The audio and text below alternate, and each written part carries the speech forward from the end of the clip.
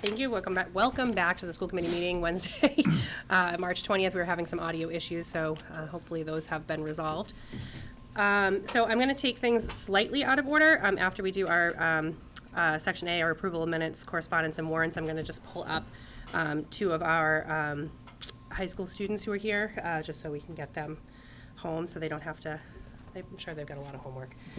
So the first order of business is going to be approval of minutes. In our packets this evening, we have several sets of minutes. We have the February 28th budget workshop minutes, the March 6th business meeting minutes, and the executive session minutes from February 22nd and March 6th. Are there any questions, concerns, or comments about those minutes? Yes. So the March 6th business minutes, I had sent some edits. I don't think they got embedded yet, so if we could hold off on those. Yes. And then the March 28th budget workshop, I had a question to the committee. Donna did a great job capturing like the presentation from Mr. Wells, but it wasn't yet captured like all the questions and discussion we had. Do we want that added in, or is everybody else okay with the minutes as is? Is it like a standalone piece that we can approve afterwards, or do you feel like it needs to be part of that? I would probably get it in. Yeah, if it's something that was. Because we gave some directives. Yeah, so capturing right now what the it's not discussion captured. was, then. Oh, that was, yeah, she Yeah. was her birthday and she left it. Yeah, yeah. Okay, so. So can I make a motion to table February 20th budget workshop and March 6th until we get the edits in? Yes. Second. Seconded by Kate. All those in favor? Aye. So that passes 4-0. And then I will make a motion to approve the executive session February 22nd and executive session March 6th. Great. Seconded by David. All those in favor? Aye. So she didn't approve March 6th? Correct. Business meeting March 6th. Yep. I made the changes. I don't think they got into our packet. Yeah. Oh, okay, all right, Yeah. got it. There was a lot of moving parts. Okay, gotcha. Okay. So the next item on our agenda is correspondence. Dr. Thompson, do we have any correspondence this evening? We do have a letter that. I do, needs to be yep. read at, public comment. Yep. Okay, and so the next item on the agenda is the warrant report. Sorry, point of order. You should read it under correspondence. Yes? Because we no longer take letters to be read in public comment. That was only during COVID. That is a fair point. We had it listed as a public comment sign-in, but that is right, we don't have that policy, that protocol anymore to read letters as part of public comment, so this would be read under correspondence. Oh, you had I thought you had a question. Okay, so there is one letter to be read under correspondence this evening. This letter comes to us this evening from Ms. Kate Neal Rizzo, mother of 2 CMS students. Dr. Thompson and school committee members, I'm sorry I'm unable to attend this meeting in person as I do not have childcare. I would like to follow up on my letter last week in response to the threat made against Coakley Middle School. When we picked up our children at 9 a.m. last Friday, they were not upset or worried. Their homeroom teachers and the Coakley staff had made them feel safe and supported in the classroom. I know a lot of students were scared and in tears, and I appreciate the school safety team's continued work evaluating how to improve protocols to address this, as all of our children feeling safe in the schools should be one of the priorities. I'd like to thank Dr. Thompson for responding so quickly to set up a time to talk over the phone. His last correspondence to the district addressed a number of my concerns, and my phone conversation addressed many of those that remained.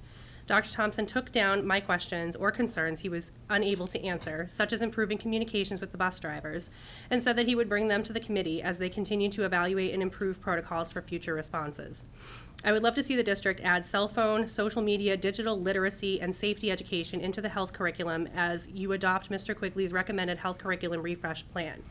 No matter what rules we have for our children with screens, they will continue to be exposed to material online and from friends that they are not emotionally mature enough to handle.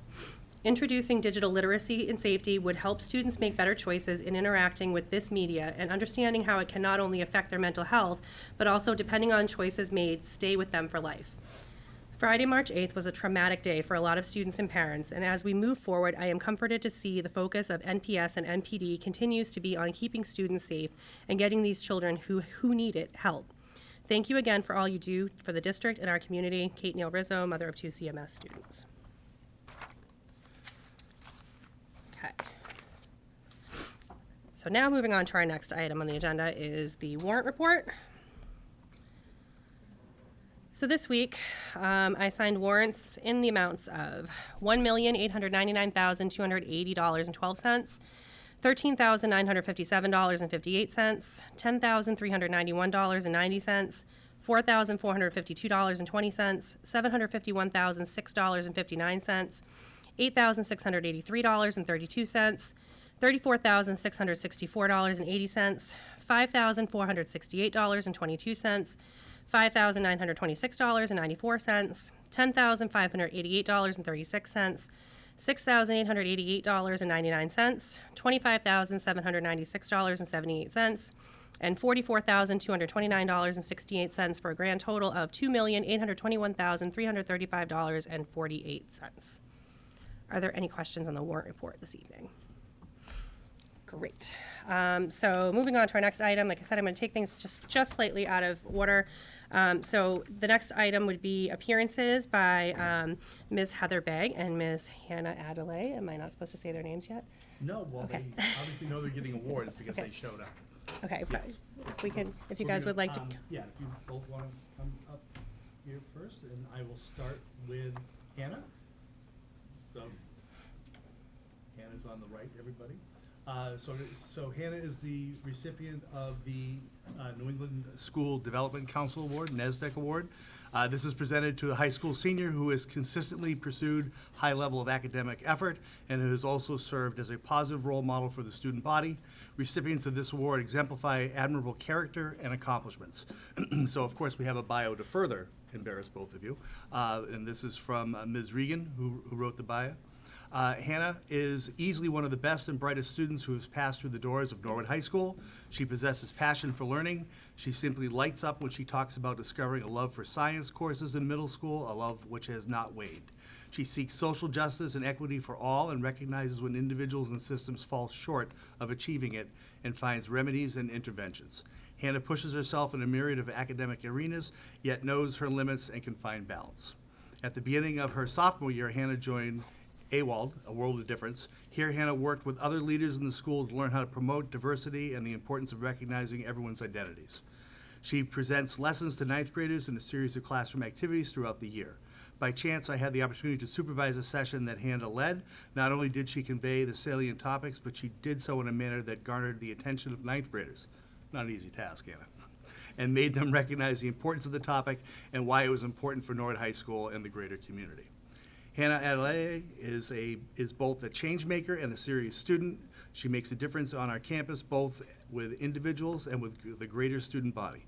I know that she will continue to have a significant impact in her post-secondary environment.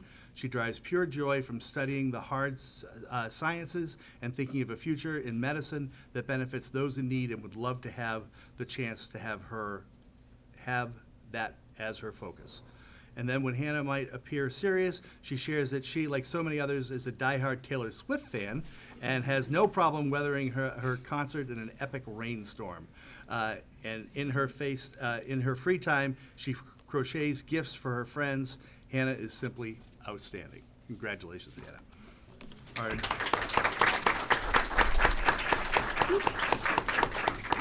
Look at this, we'll make Heather wait just a little bit longer. For you. Congratulations. Next, we have Heather Begg. Heather is the recipient of the Massachusetts Association of School Superintendents Award, and the criteria for this, the award is given to a high school student who has distinguished themselves in the pursuit of excellence during their high school career. Criteria are 3 years, a 3-year cumulative average, rank in class, personal selection by the superintendent, with help. The superintendent has leeway above the top 5%, but we didn't need to use that at all with Heather. So I'm going to read the bio that Ms. McDonald wrote. Heather is an exceptional student and person who has achieved a remarkably high level both in and out of the classroom. She's a natural leader who possesses a quiet confidence and an exceptional work ethic. Heather ranks at the top of her class academically while taking our most rigorous course curriculum. She is a member of our esteemed National Honor Society and World Language Honor Society. Heather is also a gifted musician and has been a 4-year member of our esteemed award-winning marching band, Celtic Strings, and jazz band. As successful as Heather has been in the classroom and band room, it is her far-reaching impact on others that is most impressive. She has already created a life built on serving others and giving back to the community, locally, nationally, and globally. Heather is a member of AWOL, The World of Difference, which is a school-based group that works with the Anti-Defamation League to mentor younger students on anti-bias techniques. She is an Impact Norwood youth leader, where she runs youth meetings for the Substance Use Prevention and Mental Health Awareness Coalition in town. She is also a Project 351 ambassador, a capacity in which she works to transform communities, elevate kindness, advance social justice, and lead positive change. And just for you to think she wouldn't have time to fit anything else into her jam-packed schedule, she's also a member of our Global Citizens Program that works to increase awareness in the global community. Heather is an exceptional young woman who works to make the world around us a better one. We're proud to have her as a representative of Norwood High School and our Norwood community.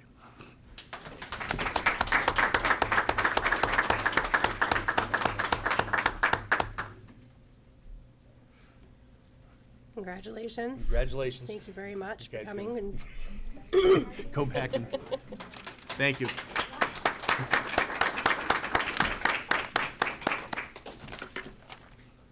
okay. So thank you all for bearing with me with that a little bit out of order, and we will go back to our regular order. So the next item on our agenda is public comment. So a couple of reminders to the community, one of which is that to access public comment, you can do so in a couple of different ways. You can call the superintendent's office by noon the day of our meeting to sign up and put your name on the list pre-register. You can also sign up at that time to receive a meeting link to if we're having a hybrid meeting. And then you may also come to our meeting in person and sign up here to speak. Couple of reminders, since I know there are several people here for public comment tonight. Our protocols are that public comment, each person that speaks for public comment will have 3 minutes to do so. Public comment will last no longer than 30 minutes. This is a business meeting. We do have a lot of things on the agenda tonight. In anticipation of what some may be here to speak about, I do want to just remind everybody to please refrain from mentioning any of our minor children students by name. That would not be appropriate, and we would need to stop public comment at that time, and I don't want to do that.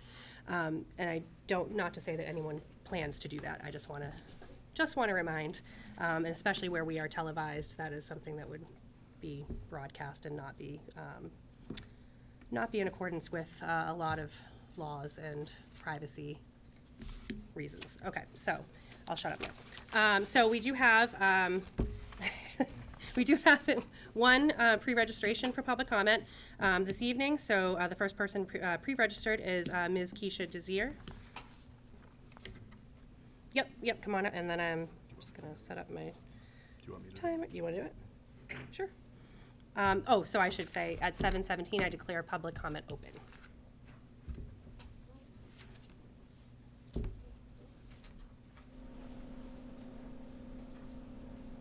You can, whenever you're ready. Good evening. My name is Keisha Desir. I'm a resident, passionate community organizer, the founder of Black Norwood, and in 2007, Norwood High graduate. Before I make my point, I want to share my personal background.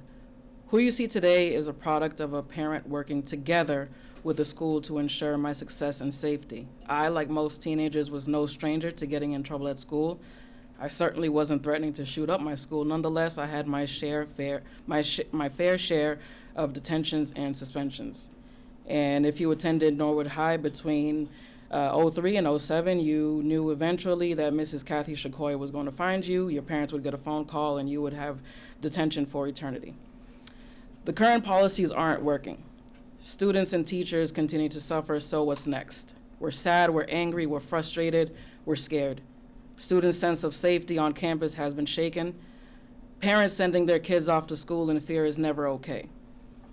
Parents and students should band together to demand that all Norwood Public Schools take action to put their safety first. The first demand to ensure their safety is expelling the student responsible for the school shooting threat permanently. While I fully understand that there are policies, procedures, legal processes in place, we can't be silent until we know for sure our schools and community are safe. Because at the end of the day, we're the ones who have to lay our heads in this community, and not knowing whether there could potentially be a school shooting doesn't do us any good. People have suggested things like call-ins instead of call-outs, or to stop focusing on the negative and to focus on the positive. But if a cancerous cell is not addressed and removed, it can and will grow in size and invade deeper tissues. I have to call out and speak out, and I have to help make Norwood a safe and positive place to be and to live, not just appear to be. Where's the student engagement? What do the students want for their schools? We can't talk about solutions if we don't engage with the students. I'd like to remind you and give you a moment to fully grasp what would and could have been, what could and would have happened on March 11th and the days after, had the community not become involved and made these screenshots circulate. There would have been a massacre at the middle school, and March 11th would have been a mass Memorial Day for the town of Norwood. Instead of planning for St. Patrick's Day celebrations or regular weekends like running errands, last weekend would have been filled with planning wakes and funerals. Let's give our kids a chance at a better future. Thank you.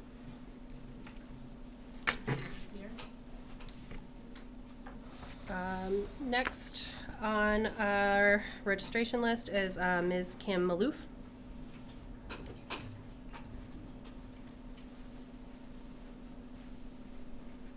Hi. So my name's Kim Maloof. I'm a concerned parent of a CMS student. First, I just want to say a little of my background. So I'm a nurse specialist. I have a doctorate in nursing practice, so I have a little background with different things. So first, I just want to say I was very concerned because we were notified that the police were notified of this threat at 7:30 a.m. We weren't notified as parents until 8:20, so a lot of these children were already on their way to school.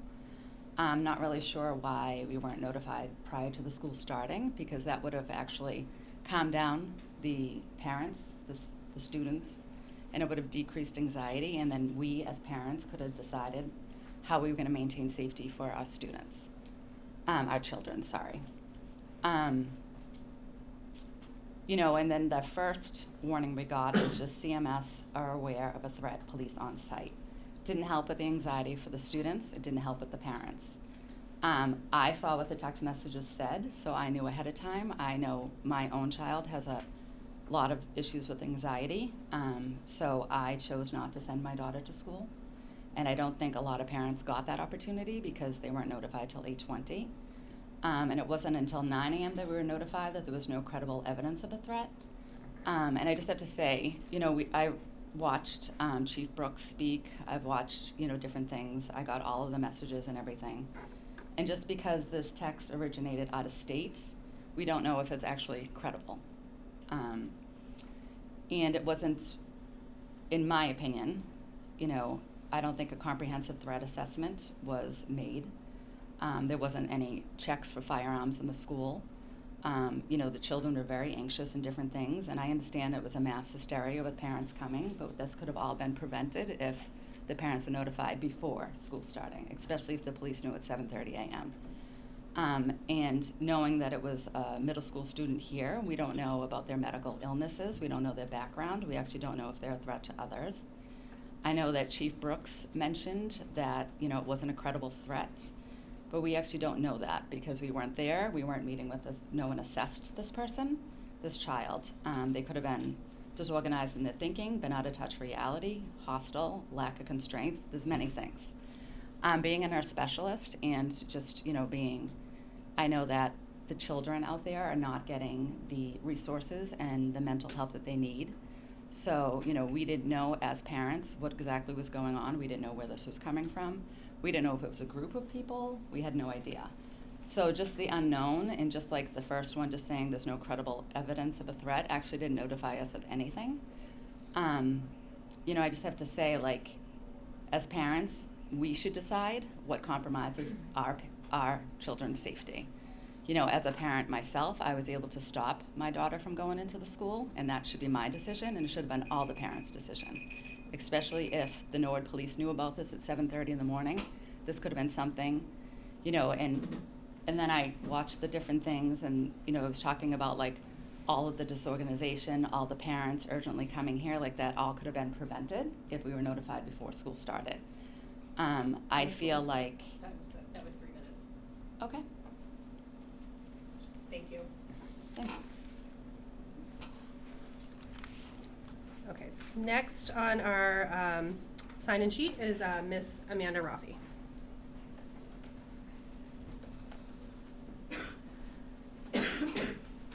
Amanda Rafi, lifelong resident of Norwood, graduated with Mrs. Mazzola.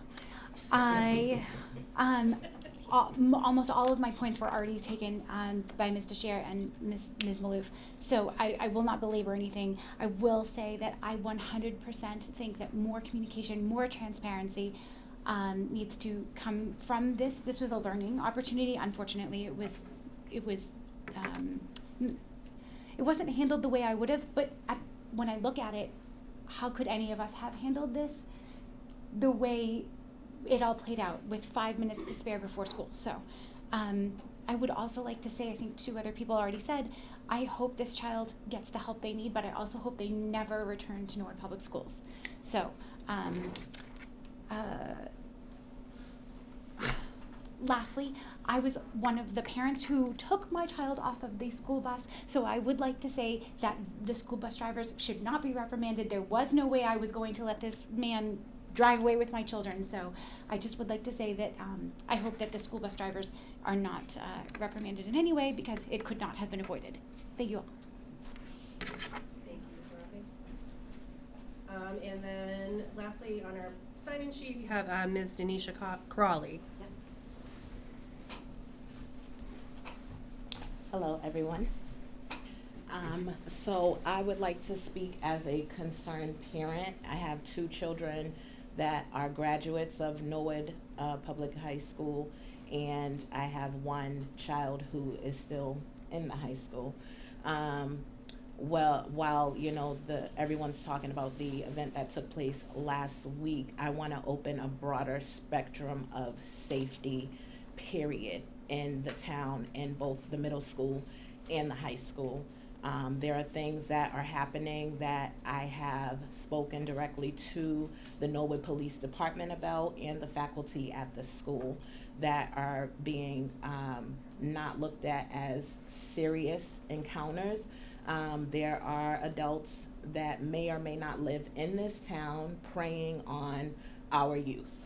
And there are things that are going on that are not being, I don't want to say paid attention to, but maybe not as obvious, because you will have one student who may fit into a category of such defiance that may be targeted or may be felt to be doing X, and then you have other students that are maybe getting good grades or have good rapport with the staff and the faculty and and the officers in the school, and they're not getting looked at as much.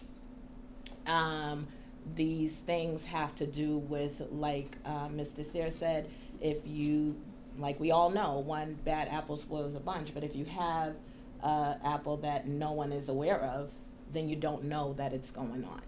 So I just want to say, for safety precautions, like when things happen in the schools, the parents need to know.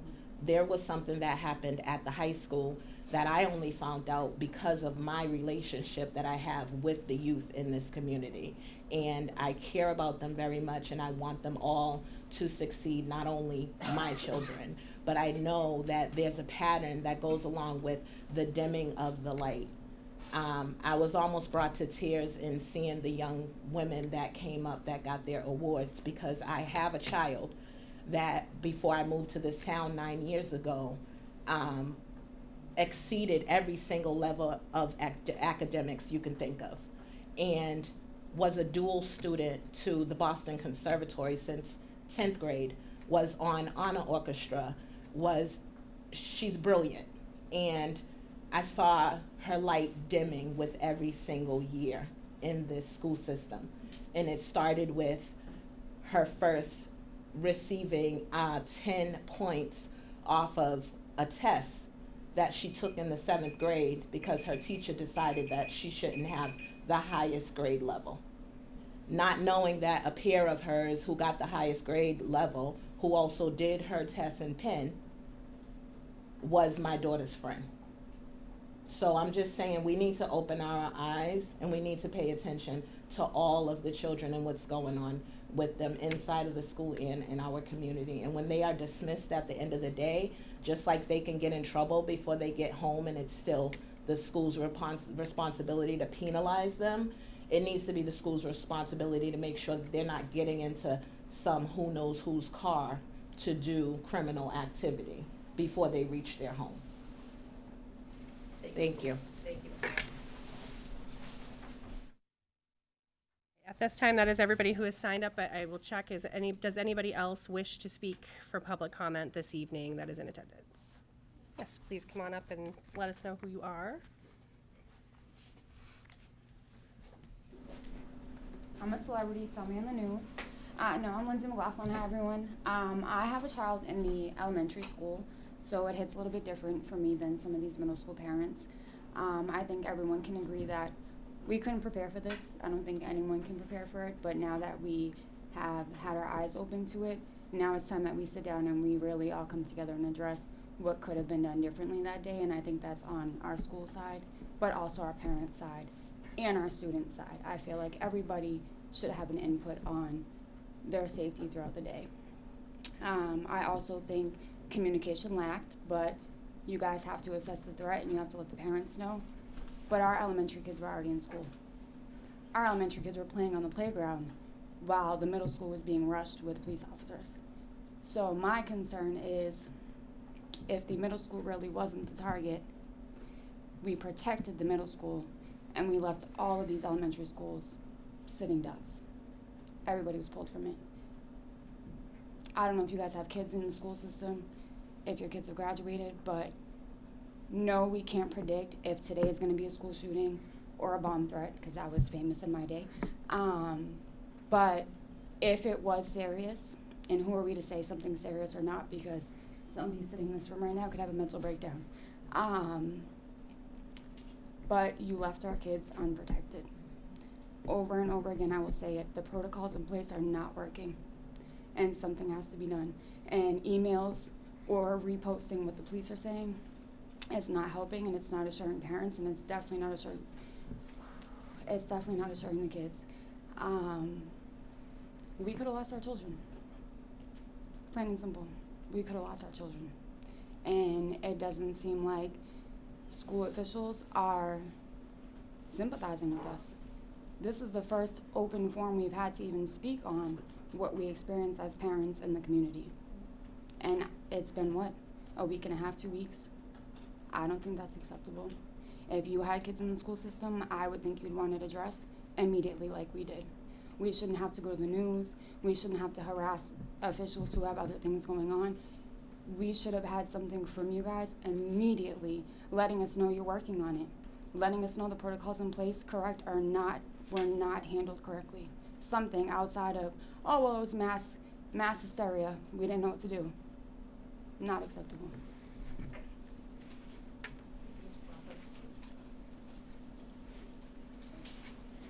Yes. I just have a little request. I'm Kat Hare. I've got 2 kids in the middle school, 6th and 8th grader.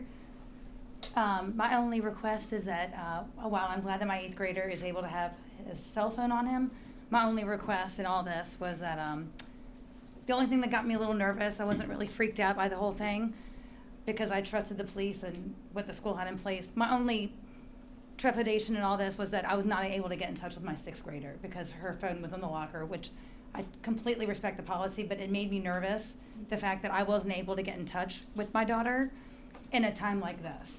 So my only request moving forward, if this is even possible, is that students are able to keep them in their backpack during whatever school.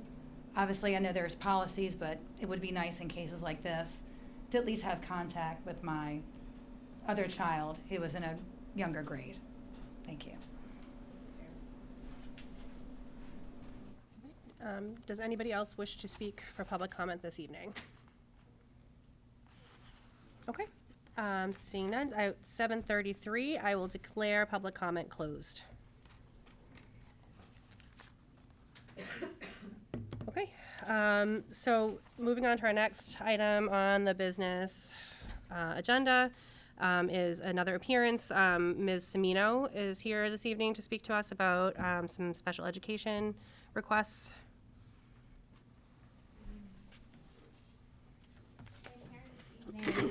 To speak with you all regarding the Little Mustangs Preschool Academy. As I have shared with the committee previously, we have a couple students transitioning into the district who have significant special education needs.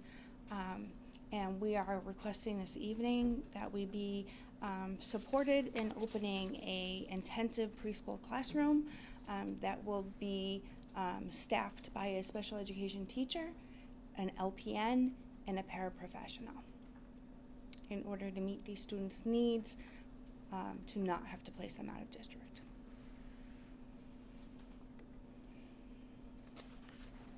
Okay, so in our packets this evening we have the staffing request from Ms. Semino. Are we going to go through these? Yeah, pretty much going to go through all of them. So we'll start with the staffing request. Does anybody have any questions on that memo to start? Just a suggestion, if Mr. Wells can share the financial aspect of this, which is in the packet, but it's down a little further under the budget update, but it's in tandem with what Ms. Mino is presenting. So if we can understand the staffing request, how it will be funded, and then I think we can move on with the job description and the MOA. Happy to do so. So the our 240 grant is one of the 4 grants that we're bringing forward tonight that we're going to ask for a vote for amendment on. The 240 grant, through some efficiencies and inefficiencies of hiring and everything, has money available that will be able to support this program for the remainder of this year at a prorated amount.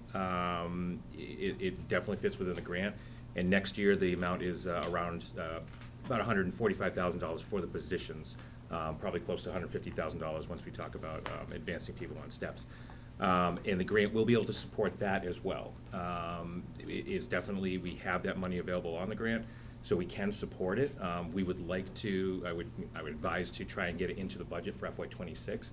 But again, this grant, the 240 grant, will be able to support it moving forward if we can't get it into the budget for FY26 as well. So that'll be one of the grants, one of the 4 grants that I will be speaking on a little bit later, asking for the amendment, which would be, this would be part of the amendment to support this program.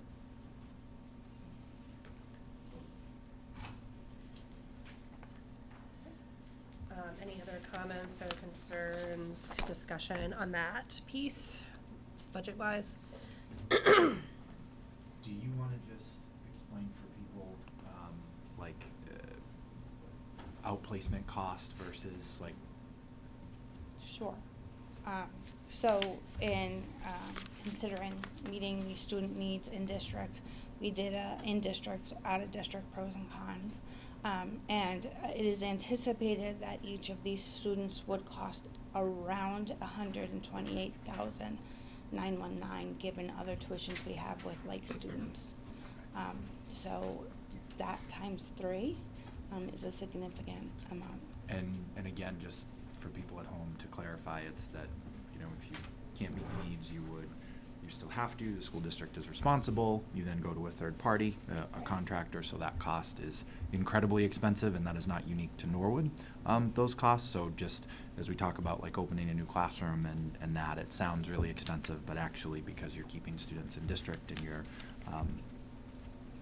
my opinion, but keeping kids in district and opening those positions is going to help us in the long run save money. So thank you for that clarification. Any other discussion before we move on to the job description? Just to build on the point David was making, so Ms. Semino, we are opening up a medically fragile classroom at the Little Mustangs Preschool Academy because we have 3 students who are moving into the district, 2 from early intervention, who all have needs above and beyond what can be in any of our current classrooms. And you are requesting that we approve a teacher, repurpose a para that we already approved in January, approve a LPN, a licensed practical nurse. And then there's also costs that are needed for materials for the classroom and movement and the development of the classroom. Yes, just set up contingency costs. Even technology, we need to outfit the room with technology. Right, and to David's point, Matt, it's a short-term and a long-term cost. So you have here that it's $165 for us to keep it in-house, $100,000, and it's $386,757 if we were to place them out of district, just to let the public know what those numbers look like. Back of the envelope calculations. So procedurally, do we need to vote to approve the classroom first, or do we just move on to the teacher piece? Yeah. What'd you say? I would say just vote to approve it and then move on to the next one, but. Yeah. Yeah. So approve the staffing request. Yeah. So I'll make a motion to approve the staffing request brought to us from Ms. Nino tonight for the LMPA medically fragile classroom. I'll second. Okay. Any other discussion? All those in favor? Aye. Aye. So that's 4-0. Okay, so the next item in this is the actual LPN job description. So that is also in your packet. And Any? there was a memo too to go along with the job description. Yes, there is. Yep, there's a memo in there also. So this is a new position to Norwood, an LPN. It's a licensed practical nurse. It is different than our RNs who currently support our schools. The difference is RNs are required to have not only their nursing license but also a DESE license. LPNs are not required to have that. So we have generated a job description that outlines what the responsibilities of this individual would be. I have worked with the Union 50 co-presidents. They are in support of recognizing this position through June of 2025, given that we will be renegotiating that contract next year anyway. So, any questions on the job description? Make the motion to approve, and then just make sure at the bottom it says the date of the school committee approval. Yeah, where it says they're reviewed by. Mm-hmm. To fill that, do I have a second? Second. Any other further discussion? All those in favor? Aye. Aye. So that passes 4-0. And then And just the last piece. is the MOA, Yep. which I shared with you, that just recognizes the LPN as a member of the Union 50 contract. They will be in Section 1 of the recognition clause, as well as I shared with you all what the salary would be, having this position come in at a step 10 of the paraprofessional salary range. Any questions on the MOA? Just two questions. So one, Ms. Mino, I know we anticipate this being long-term and into next year, but if students move out, something changes and we no longer need the position, this MOA doesn't hold us to the position if it's not needed, correct? I do not believe it does. We're not beholden to this position after if things change. This MOA doesn't make it that we have to No. hang on to this position. Everything is contingent upon school committee funding decision. Okay. And then if additional LPNs were to be needed over the next year, would that come back to us, or is that covered under this MOA? It would probably come back to you just for approval purposes of hiring. Position, but we already have a job description and an MOA, so Okay. most unions are not against adding more members. Just to make sure I understand what the MOA is saying. Any other questions? Motion to approve? Second. Okay. Any other discussion? All those in favor? Yes. Aye. Oh, So- sorry, I shook my head no, but I meant. We're all very confused tonight. Thank you very much. Thank you, Ms. Thank Nino. you. All right, so moving this right along. On to our next item is the superintendent report. Yep, just pull up my slides so I don't get lost. And gonna sign this MOA so I don't forget. That's a good idea. Good use of time. All right, here we go. All right, so we're going to talk a little bit about Town Government Day. I'm going to follow up on some of the threat information that's been going around, and I have a special congratulations to share. So today was Town Government Day. This is where students from the high school come and take positions at the town and at the schools. It starts off at about 8 o'clock. Everyone meets their coach, their mentor, if you will, and runs off to learn more about everything from the town manager to the town clerk, to the police chief, and even the superintendents. We've already met our superintendent for today, Hannah Adelele. The school committee members, we had Adriana L. Youssef, Liart Bogadani, and Ann Zemi. Those were our 3 school committee members. Picked them up at Town Hall.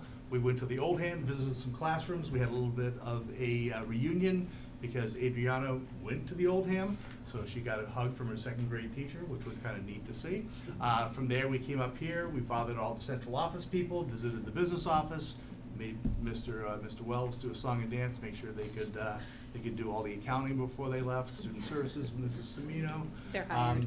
And technology as well. And then we came in here and talked about the role of the school committee, the superintendent, and the work that we do here. After that, they were able to go back and do town meeting, and I think everyone enjoyed the lunch at the OCC. So it was great to spend time with these 4 young people, answer their questions. Did have a good discussion about curriculum and instruction and things along that line. And I think we have a very bright future. One of the things that I take a lot of pride in during that day is the other town officials coming by and telling me how great of a time they had working with our kids, because we are very lucky. We have a tremendous amount of talent in the Norwood Public Schools. So yeah, I met toward the schools, discussed roles and responsibilities, and they did participate in the mock town meeting. So I'm going to talk a little bit about March 8th. That we are limited. This is now a court case, so there's a person has been arrested, has been arraigned. There are limits to what can be discussed with an open court case because everyone deserves a fair trial.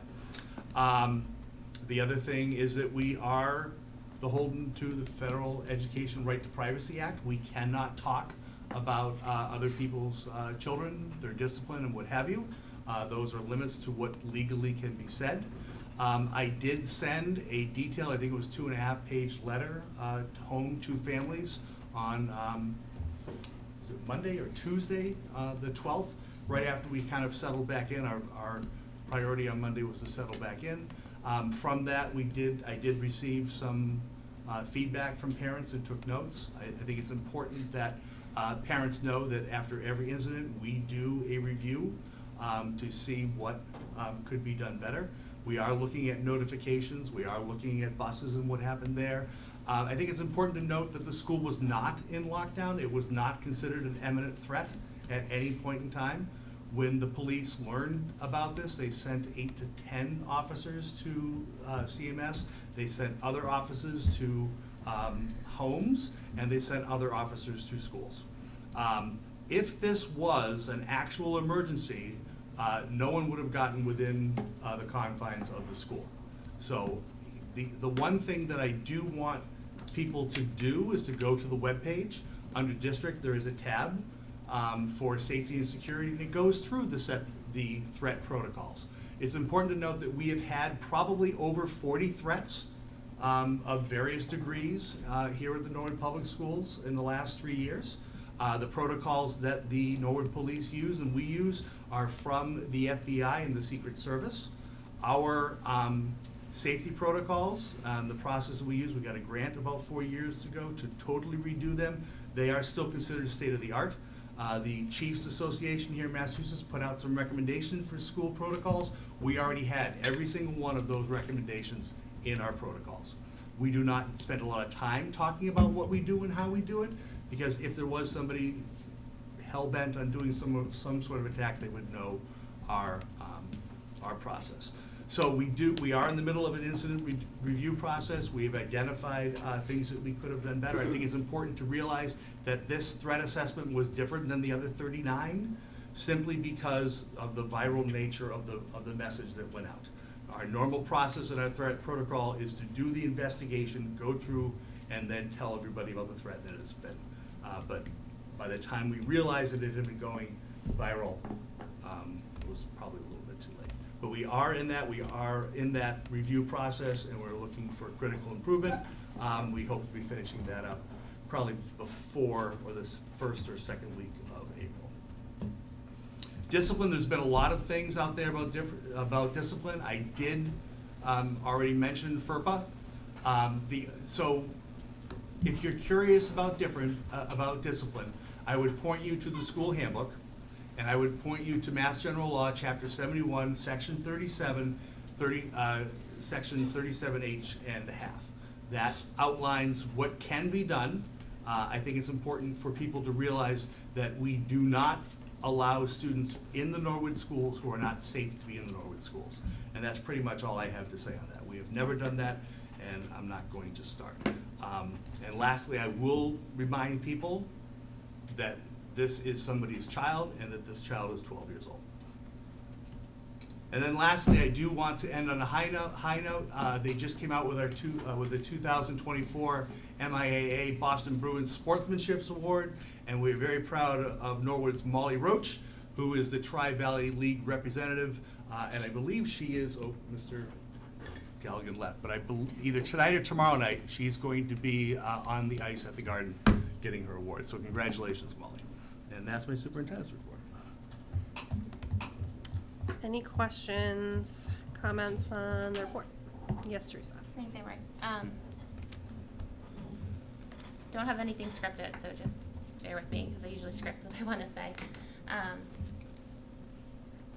School safety is a really emotional topic for everybody, and it's something that I can say with full confidence that everybody at this table truly cares about.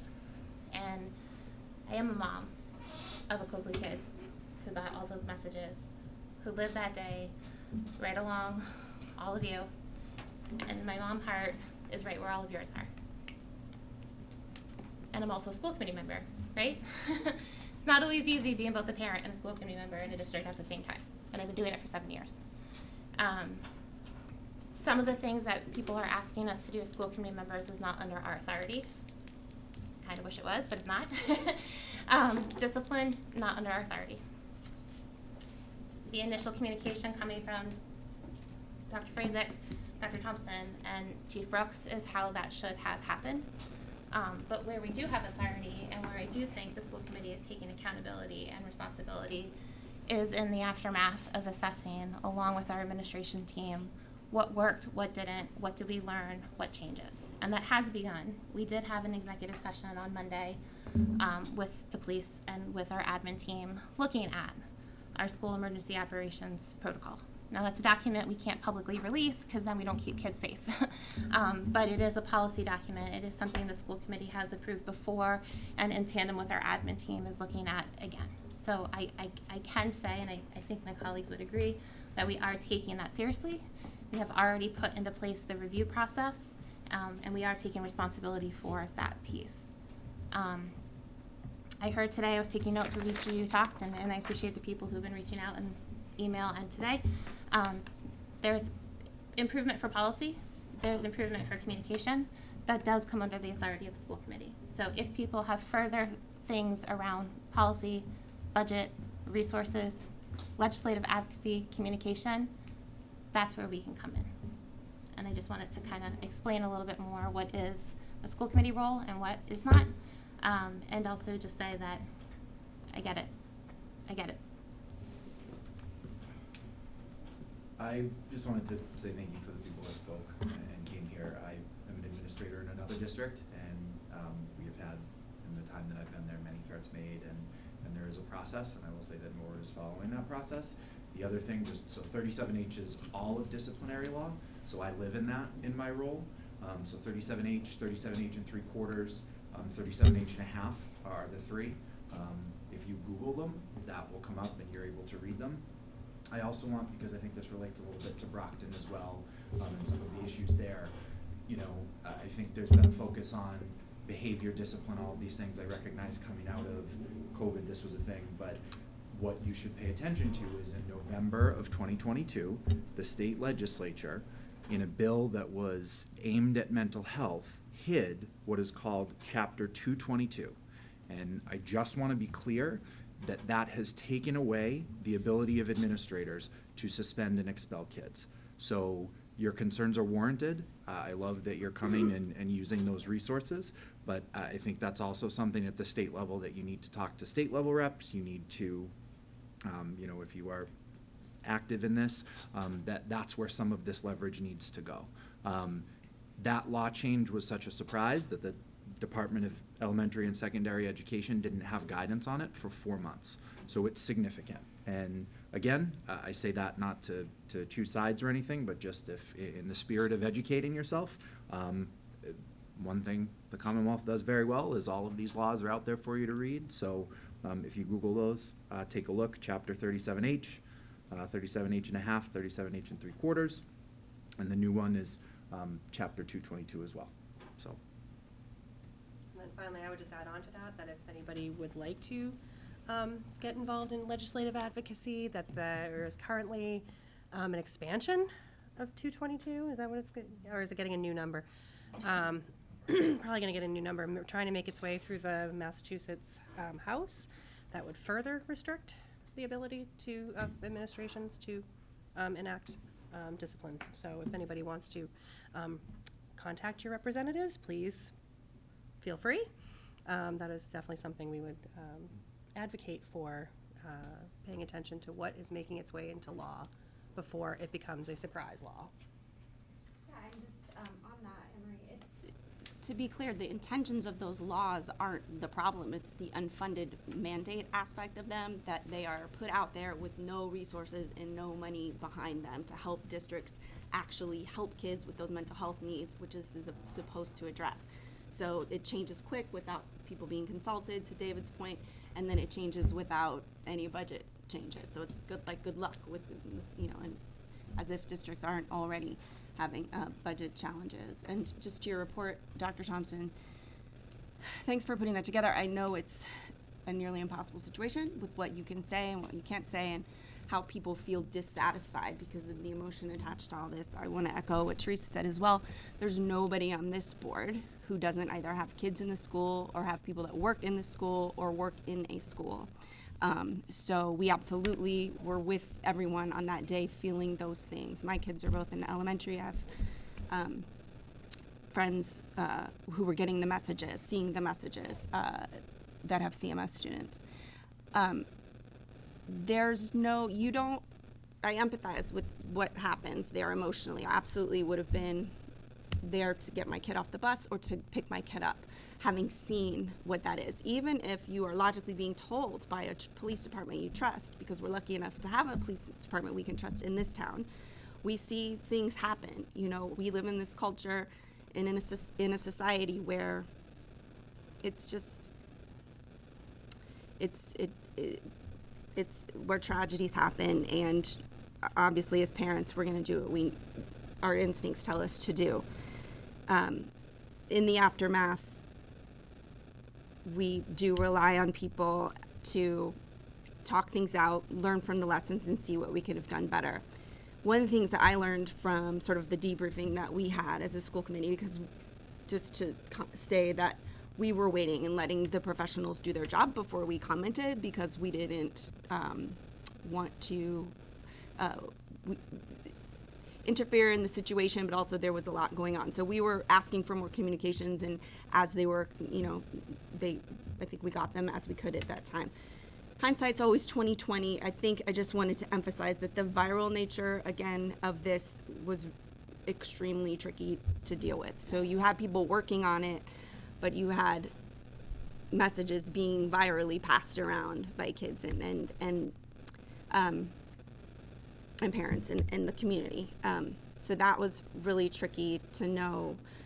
It was interesting.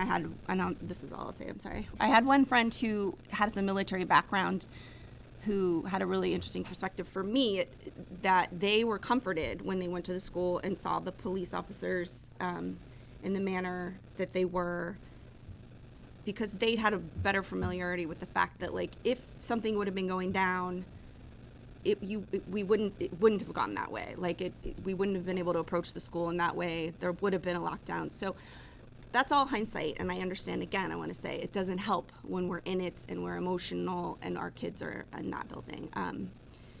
So echoing my colleagues, that I do absolutely empathize with where people are at, and we'll do what we can to look at processes and how this particular iteration of this can build up our procedures. Thanks. Emery, I would just add really quickly, there's a wonderful way that parents can be involved, and that's through your school councils. So a lot of work happens at the school building level before it reaches us, and if you are a part of your school council, you get to review the handbook, you get to talk about the budget, and you get to do some policy review that then could come up to us through the principals. And I think I speak for every principal when they say they don't have enough parents on the school councils. So I would just like to encourage parents to talk to your principal, whether that's the Coakley, the high school, the Willett, LMPA, the elementaries, and get involved. It's not a lot. Because it's not as intensive as the school committee. You won't be here all the time, but get involved. That's your avenue to make some direct impact, and then that feeds up to us as well. Anything else on the superintendent report? Okay. Excuse me. All right, so we're going to move on to budget. There's quite a lot under budget, unfortunately, this evening, as we are at the end of budget season. So Ms. Stewart, would you like to give us our budget subcommittee update, please? Sure. I will be brief, and I will turn it over to Mr. Wells pretty quickly. But just to recap for everybody what has happened since we last met on March 6th. On March 7th, we had another budget subcommittee meeting. Also, March 7th in the evening, we went to the Finance Commission. And then we also had a budget subcommittee meeting on March 14th. You have in your packet my notes with the links to all the agendas and all the minutes of those various meetings. On March 7th, when we met with the Finance Commission, we had shared with them what we had voted on the night before, so the reduction / reorganization in the central admin team, and then also the higher down savings approach that we were going to take, which took out the 565 from the budget and got us to the bottom line. But we had also told the Finance Commission that we weren't yet done with our budget, that we are looking at how to reallocate and repurpose, and that'll be a huge portion of tonight's meeting, hearing from Mr. Wells and Dr. Muniz on how we could potentially do that. The FinCom had asked for a report on circuit breaker and out-of-district numbers over the last 5 years, so Mr. Wells compiled that. You have access to that in your packet, so you can see what we had shared with the Finance Commission. We gave the Finance Commission an update of our warrant articles, which the school committee has previously received that update. And then we did have discussion around 2 items that unfortunately I think are still outstanding. I don't think we seeked any resolution. The one was I asked if the town could possibly find $40,000 to help us fund that CFCE grant position that we talked about before. And on March 7th, the Finance Commission was in support of that and asked Mr. Mizuko to look for that money, but I don't believe we've had any update on that. And then the other thing we had talked about was the topic of compensated absences, which again in the budget is roughly $67,000. And I had shared that we really wanted to work on an MOA in order to potentially be able to move forward with that. Mr. Mizuko had said he would have town council reach out to our council, Melissa Murray. That did not happen until today. We were hoping that there would actually be a MOA that we could talk about tonight, but that's not going to happen. The 2 councilors are talking tomorrow, is my understanding. Yeah, and then we meet again tomorrow for budget, so whatever we talk about tonight and directives we get from everybody, we will continue the work tomorrow. Is there anything, Anne-Marie, I'm missing just from what we've done since March 6th? That was a pretty good synopsis of all the meetings. Hours of meetings. Probably like 20 hours worth of meetings if we were added it all up. But yeah, I would turn it over to Mr. Wells to take us through the potential reallocations. Okay. So within the budget folder, in the FY25 budget folder, there's a lot of documents in here. Most are documents that have already been within your packet and you're familiar with. Again, we have moved a little while to the 61,211,003 or 7.99% increase. So that number isn't changing with the work that we're doing. But what we have started to do through requests from the school committee is to look at staffing throughout the entire district and look for other savings that we can find or reorganizations we can do to try and add in some of these positions that were requested from our administrative team when we were moving through the budget process. So with that, we have a couple of documents in here. There's a budget reallocation slides document, budget reallocation memo, and then there is a spreadsheet file, FY25 reorg position crosswalk 3/19/2024. And those three kind of tie in together, and I'm going to turn it over to Dr. Muniz to present what we've come together with this. Thank you. So looking at the reallocation for the district, we wanted to look at it from a systemic district lens of saying, okay, what are the needs of some of the schools? How can we still provide some of these needs even though we know we can't add to the bottom line? And what can we repurpose? And so we were able to look at numbers and look at positions and not just including schools, but including central office to see where we can actually reallocate. And one of the things that we think that is an extreme need for our elementary buildings is having more behavioral intervention support. We have we have a lot of academic support already in the buildings with the different positions that we have, but we're very thin with behavioral support. No assistant principals, no behavioral specialists. We do get adjustment counselors as well, but so in this case, we are able to say, what would it look like to give each elementary building, including the Willett, their own behavioral intervention specialist? So if we add 5 behavioral intervention specialists, we know that the Coakley is going to ask for a wealth of positions 2 years from now, but how can we start that ball rolling and giving them 2 positions, such as an assistant principal and their computer science teacher?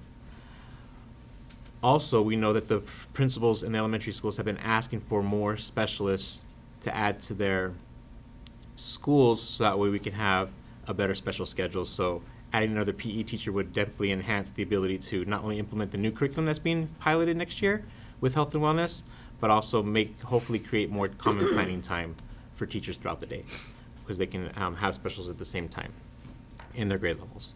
And then also maybe get some more admin help at the district level to do some more operational and technical tasks to allow our directors and coordinators and other personnel to be more in the schools doing adaptive work.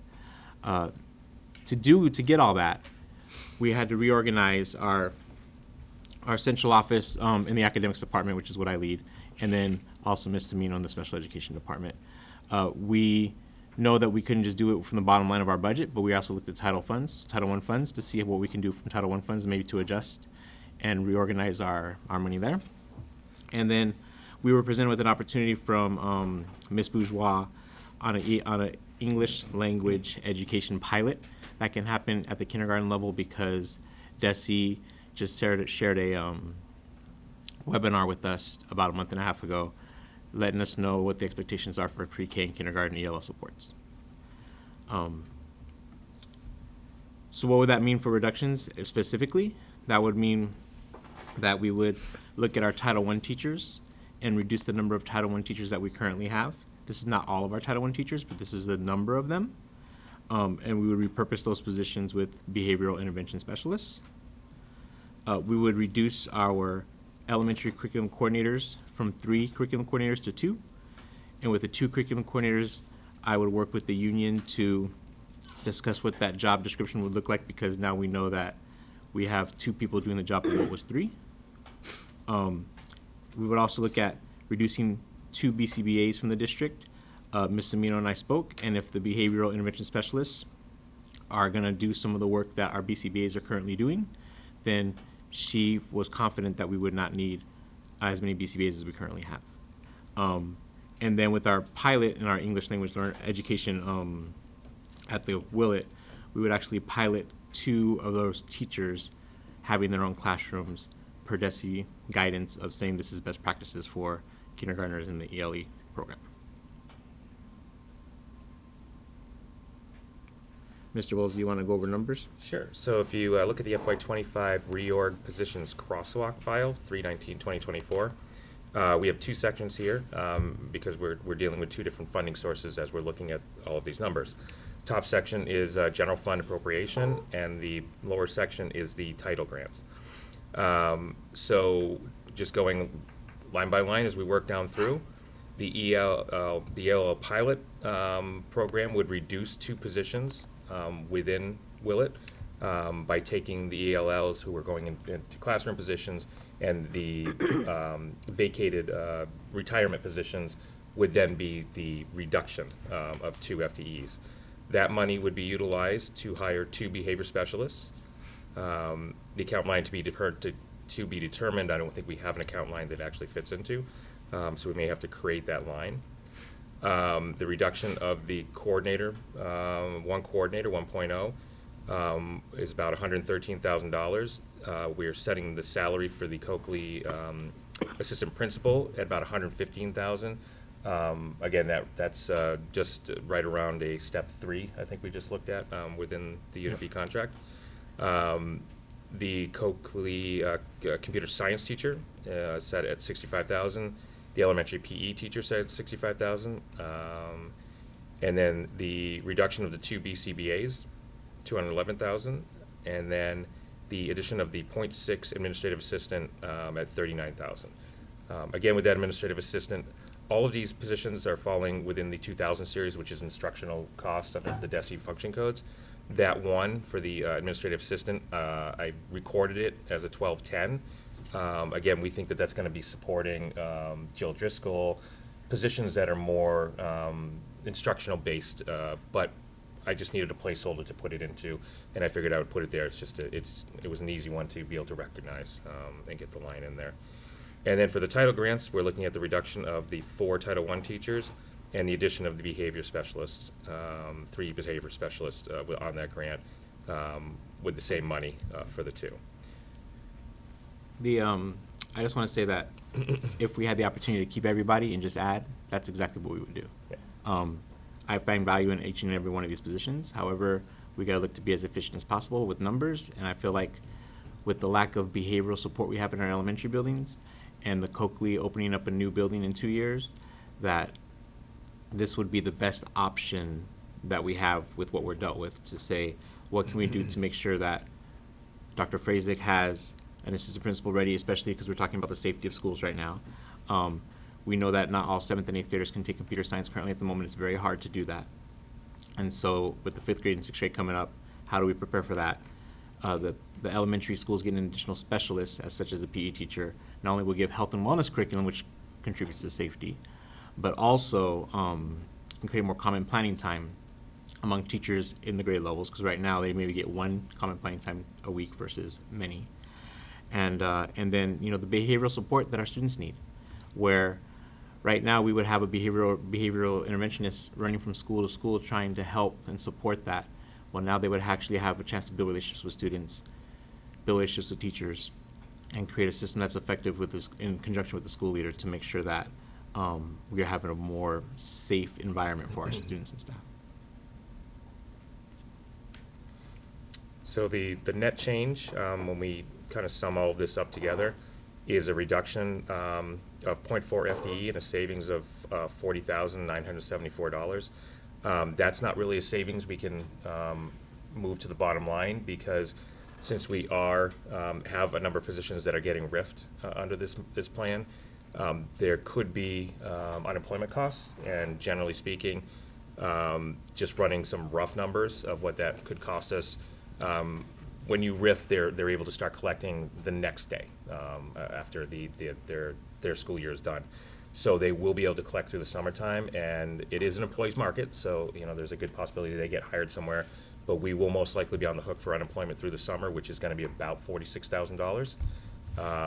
If they don't, just to let you know what the total potential impact is, if they don't get jobs and they end up carrying out to the full 26 weeks that they're available for unemployment, it could be $134,000 that we are on the hook for. But again, it's an employee's market. You know, we're having trouble getting people to hire, and you know, other districts have openings as well, so positions are getting filled. And we do know there's resignations happening currently at our own district, so we're gonna have positions open here as well. Matt, it's 4,000 to 6,000 for the summer, and then an additional 134. No, or the the max would be. the maximum 134? would be 134 that would be Okay. recognized, and that's if they, again, that's 26 weeks, they're allowed up to 30 weeks in certain markets, but this market, we don't really have high unemployment, so the 26 weeks is usually what they hold to. Again, generally speaking, with this market, it's an employee's market, positions are there, hiring is generally pretty easy. It's fairly, lots of jobs out there for folks, so I wouldn't anticipate anybody being unemployed longer than the summer, but we would be on the hook for the summer. Can you remind me, with unemployment, that for some reason I have it in my head, that is that something we are entered into with the town, but we have to have it in our budget, is that correct? That's correct. So it's not in our budget, but when we're talking about the total amount of revenue that's available to the town to be able to fund all of its operations, if we make reductions on our side and it creates increases in costs on the other side, we have to be a partner in this and make sure that we're doing the right thing. So generally speaking, when you do these kinds of reductions, if you're doing reductions where you're riffing employees, you have to riff a couple extra employees to make sure that you have enough to cover that increase in unemployment costs on the other side. So, generally municipalities operate self-funding for unemployment. They don't pay the insurance premium because the insurance premium is very expensive, and you don't always have unemployment costs that you have that the insurance warrants actually holding that. So self-funding is always a better way to go, and that's where we have to make sure that we're managing it to support the entire town and its financial picture. Can I run some numbers by you? Yes. Okay. So, JJ, you were saying if we could keep everything and just add, we would, right? Because we're not saying that anything here that we're potentially reorganizing is not needed. Right. We're just in a place where we have to prioritize. Yes. So if we could keep everything and then add in the staff for the ELL pilot, the 5 extra behavioral specialists, the assistant principal, the computer science teacher, the elementary PE teacher, and a .6 admin assistant. If I have my numbers right, that comes to $646,781. Does that sound about right? Yeah. You're just gonna trust me on that? Yes, I am. Okay. Mr. Wells is gonna trust me on that, but I think, I think I just tallied that correctly. So, the amount that we were asked by BBC to reduce, and that FinCom approved, was a reduction of the 565. If we had that extra 565, we still could have done what we already voted on last meeting of, sorry, I'm dropping all my papers, of the higher down savings and the restructuring of the central admin team, but then we would have 565 towards all of this. So it really would have only been like $100,000 that we would have to repurpose. I just want to put it in perspective, because the superintendent's recommended budget could have allowed us to add some of these things in without the reallocation. Or less reallocation. Less reallocation. However, that $100,000 could be solved through an MOA with the compensated absences and the town being responsible for a portion of the CFCE grant. Look at you making sense. I'm just saying, there's a way to make these numbers work without cutting, but unfortunately that is not what we've been asked to do. So since we've been asked to do this, and I appreciate that you looked into this, because as Anne-Marie knows, in Budget Subcommittee, we've been asking for a while, let's take a different look at our budget. Let's look at reallocation, since we can't just add.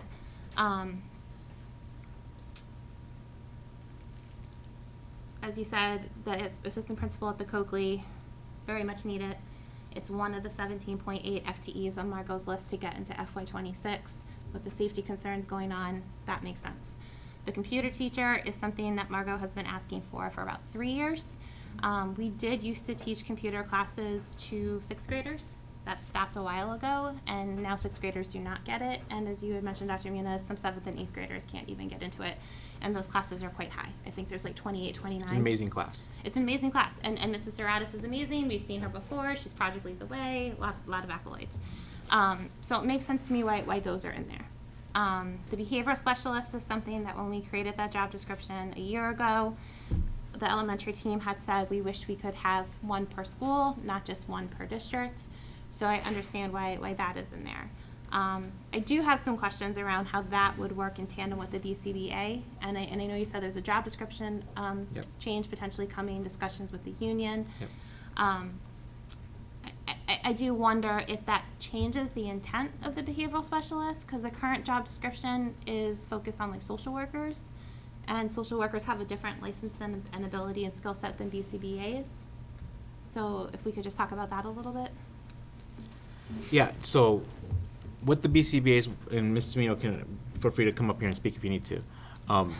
A heavy load, a lot of their work can be doing FBAs, functional behavioral assessments. The BCBAs? Yeah, the BCBAs. Yep.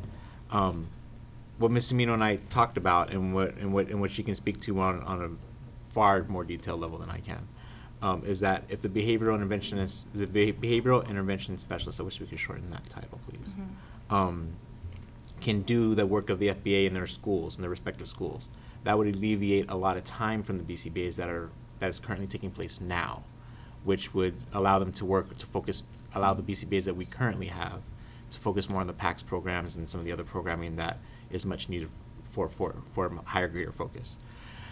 Other than that, the behavioral intervention specialist would work more like a social worker and work more with kids and be directly hands-on with kids and hands-on with teachers and be in classrooms, not just to sit there and do a FBA, but to like help put systems in place in conjunction with the principal, help put systems and structures where we're going to teach kids, obviously through our Character Strong training that we have currently there, and some other programs to really create a system where students feel like not only they're seen and heard, but they feel safe and they feel like they know what to do when they're dysregulated and all those other things, because right now it's just left to the building principal.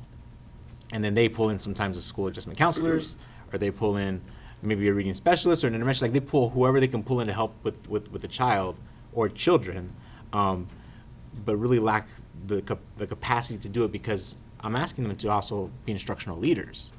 And they know how to do that job, they just don't have the bandwidth to do it. And so if we want to slow down the number of IEP referrals going to our special education department and make sure that our students are learning, how can the principal support that when they always have to manage the operational and the behavioral side of our schools? So that is the little bit of the what the behavioral intervention specialist would do to help alleviate what the BCBA would normally do, in addition to what other BCBAs do. They have other job duties, is why we're confident that saying, okay, if that can happen, then we're going to be confident in saying that we don't need that many BCBAs. And Ms. Mino and I thoroughly talked through this to make sure that that was going to be the case, knowing that the behavioral intervention specialists can deliver FBAs to their schools. Can I keep going questioning? Or? Yes, please. Okay. So you have to have a certain certification to do the FBAs? No. No? Well, I have Ms. it pulled Mi- up in front of me. I pulled it up too, and I did not. You have to get trained, but you don't have to have you don't have to go to school for it. So No, but you have to have a certain training. Yes, so we are going to provide the training. That's not an issue. We have no problem providing the training for our staff to do that. But like a teacher can get trained, a school leader can get trained, a behavioral intervention specialist can get trained. So where does But the funding BCBAs come from to train the people? My professional development money. Okay. Yep. So, I just want to say that I appreciate what you guys have been doing. I know it's been a bit of a scramble, like there's a lot of work going on. Since our last meeting, we've, what we've asked for in terms of re-looking at things and being creative and how we can make some long-term envisioning with what the circumstances that we have. So I do appreciate that. But I would imagine that a lot of the way you guys were looking at this was based on initial conversations that you had on original budgets that building principals submitted and what their asks were and what their ideals were. I'm just wondering, in this time, this condensed time when we've had a million other things going on in the district, crises and all these things, has this approach, this strategy had the chance to be, has there been check-in again with the principals, about like sort of this direction? And So I have spoken with the school leaders, and there's some hesitancy there for good reason, right? Nobody wants to lose anyone in their building. Right. Like, they want to keep everything they have and get these extra supports. Right. So, I mean, we've been in conversation. Dr. Thompson has repeatedly asked for feedback from school leaders since the budget process started. We know these ads have been asks for some of those for the school leaders. Yeah. But they've never wanted to give up anything. So, we've offered, hey, do we want to look at another position? Do we? And the first answer they're going to say is no. And I, as a school leader, will probably do the same thing. Yeah. I want to keep my people. So, therefore, we as a district administration kind of just had to put a proposal forward and just go forward and say, we know this is a need because we hear from teachers, we hear from parents, we hear from you about some of these things. And so we got to put these things in place to help, even though it may hurt initially because we're losing another resource that we really are tied to, that this is going to move forward. So they all understand what the conversation is. They may not be totally sold yet, but they're totally sold on they're sold on what they're getting. They may not be sold on what they're losing. Yeah, I mean, it's nobody wants to make these kinds of Yeah. decisions. Certainly. Can you talk a little bit more about the implication, sort of the shifting the Title I positions and what that, because I'm fully on board with the behavioral Yep. assistance and how that in the long term pays dividends, right? Yep. Like for all of sort of our district goals. I'm sold. Is there an unintended consequence we might not be thinking about, or I might not know about, with shifting those Title I positions specifically? It's a great question that you ask. When we look at our current elementary model of how we provide Tier 2 and Tier 3 services, we have reading specialists, we have an interventionist, and then we have our Title I teachers. And then the past 2 years, our school leaders and teachers have been moving to a small group model within their literacy block, where they teach the whole group lesson, and then they go into reading centers, literacy centers. And that's the time when special education teachers can pull out students and provide services. Our ELE teachers can push in or pull out and provide services, as well as all those, the reading specialists, the interventionists, and the Title I teacher. When I look at all that, I think it's great that we can provide all these services for our kids, including the teachers pulling their own small group, so they've been getting double and triple doses. That is a lot of academic support, which I fully support. Right. But we have no behavioral support.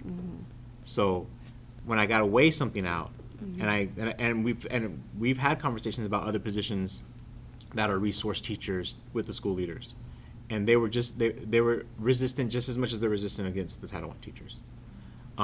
So would that mean Title I teachers, they're not pulling kids the way the reading specialists, the way the interventionists, the way our teachers do small group? That's less pull-out services? Yes, that would be. How would we reallocate that? We have to improve as a district at getting better at strategically grouping our students for small group to ensure that they're getting their services met, right? We still have special education teachers that can not only pull the kids that they're servicing, but maybe take another 1 or 2 kids that are having the same skill challenge. Same thing with reading specialists, same thing with interventionists, same thing with our teachers. And then we will continually look at programs to see what we can bring in and help not fill in the gap, because I don't think there is a gap. I think it's an asset that we have. But how do we rethink of how our model is during small group pull-out services to ensure that we're still providing those services? Because I think it still can happen. It's just that we haven't had to think about it that way. We just had to think about, oh, I need help. I'm going to get some help, and I'm going to have help with my students. Right. But we just need to rethink that service model delivery a little bit, and move forward from there.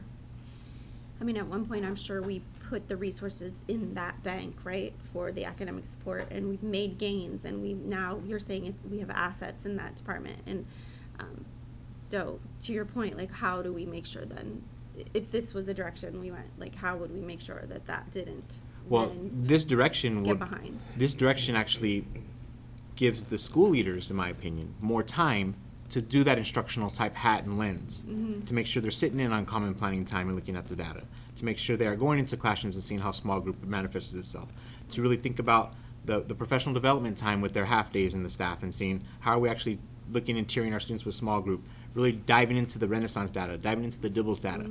Like, that's all work that we try to support them with at the district level, but it's hard when they're always having the behavioral side and the operational side of their job taking over. So now I'm trying to free up some of that time to say, we're gonna still support you in this, and to support you, I'm gonna free up some of your time to do this as well. So when I'm in buildings, so when our directors are in buildings, we can walk classrooms and do this more often than not, and have those conversations to see how we can still better support them in strategically having small groups. And in how we're looking at the data and saying, here's our tier 2 kids, here's our tier 3 kids, here's our tier 1 kids. What are we providing for them? How are we differentiating our instruction? And it all goes back to tier 1 instruction. The better our tier 1 instruction is, the less tier 2 and tier 3 services are needed. But if our school leaders don't have time to go and evaluate tier 1 instruction, help support and coach teachers, we can know, we're gonna still just be in this hamster wheel, just doing the same thing over and over again. That makes sense.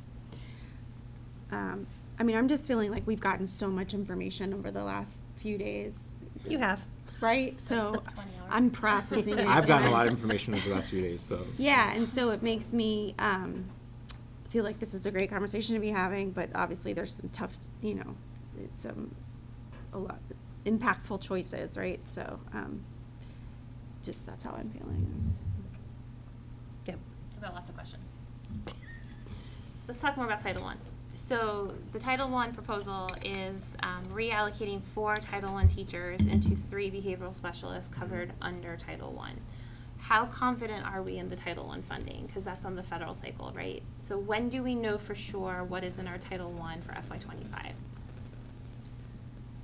Do you want to speak on that, Matt? We have to, we write the grant every August. But we can look at a trend of our past 3 or 4 years, and we actually can see an increase in our Title I funds. Okay. But it's relatively the same, basically, and I don't see our student population changing to help us lose Title I funds. That's exactly what I was gonna say, that our student population is such that. It's increasing with high-need students. Yeah, we're not moving towards a danger zone of where we might find funding being reduced. Our economically, so, I mean, the danger is you have Republicans in the House who want to cut funding for federal education, but we won't talk about that. But the piece is that our economically disadvantaged has gone up and stabilized, so. But haven't we talked about, even though the total allocation of Title I increased in Massachusetts, it decreased in Norwood because other districts also increased in need? Didn't we have that conversation not too long ago? I don't think it was Title I. I think it was another. It was another source of funding. It wasn't Title I though. It was another title. I don't think it was. No, it was federal funding. Yeah, was it Title III? with Wait, no. EL? Title I is school by school, right? Yeah, Title I is based on economically disadvantaged.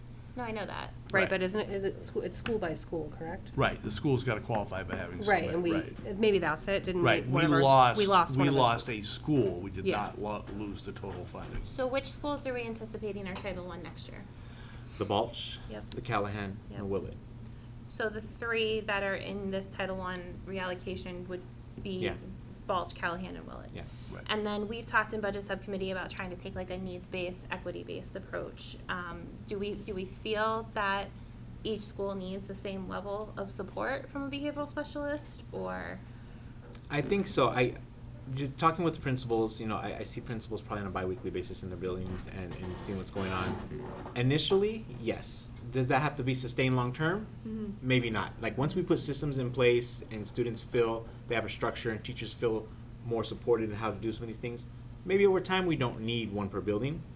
But that's also why we're not eliminating all Title I teachers, because we can still add those added supports there, depending on the needs, on an equitable lens of which buildings actually need still a little more support. I do feel very uncomfortable with the elimination of the BCBAs. Sure. So we have done work looking at what actual caseloads are, and we definitely support there being behaviorists at every elementary school.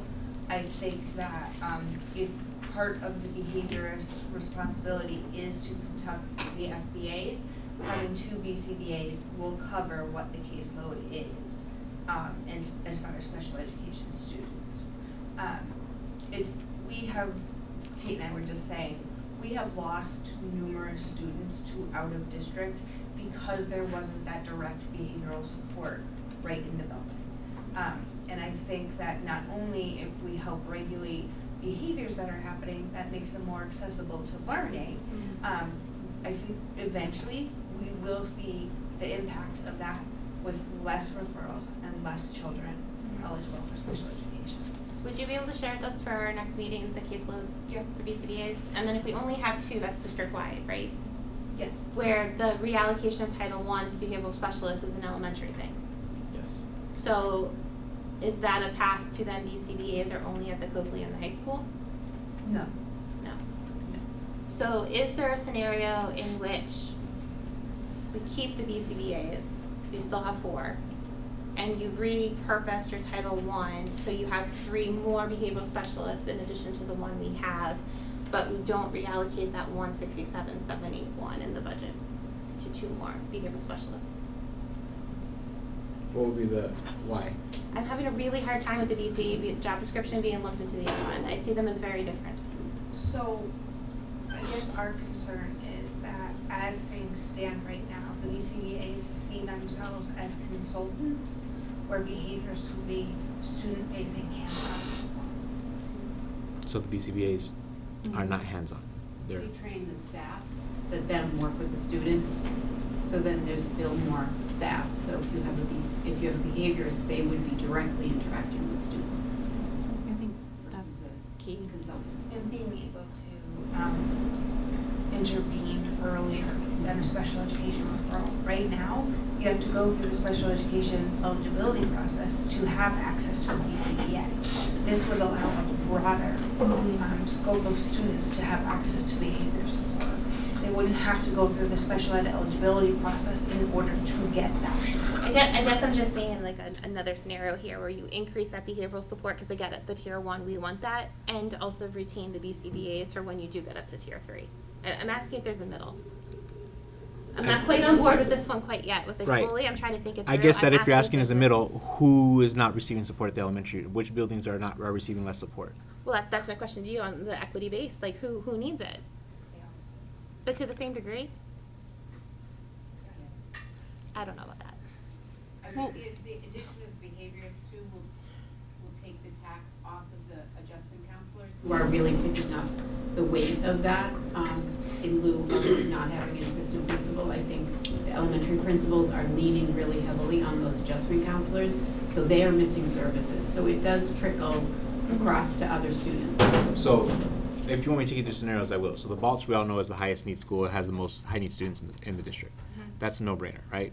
The Willett is its own school and its own entity. So basically, like, they don't have access to a task program, to other different programs that help with behavioral support because they're just in kindergarten. The task program is housed in a place where there's no kindergarten.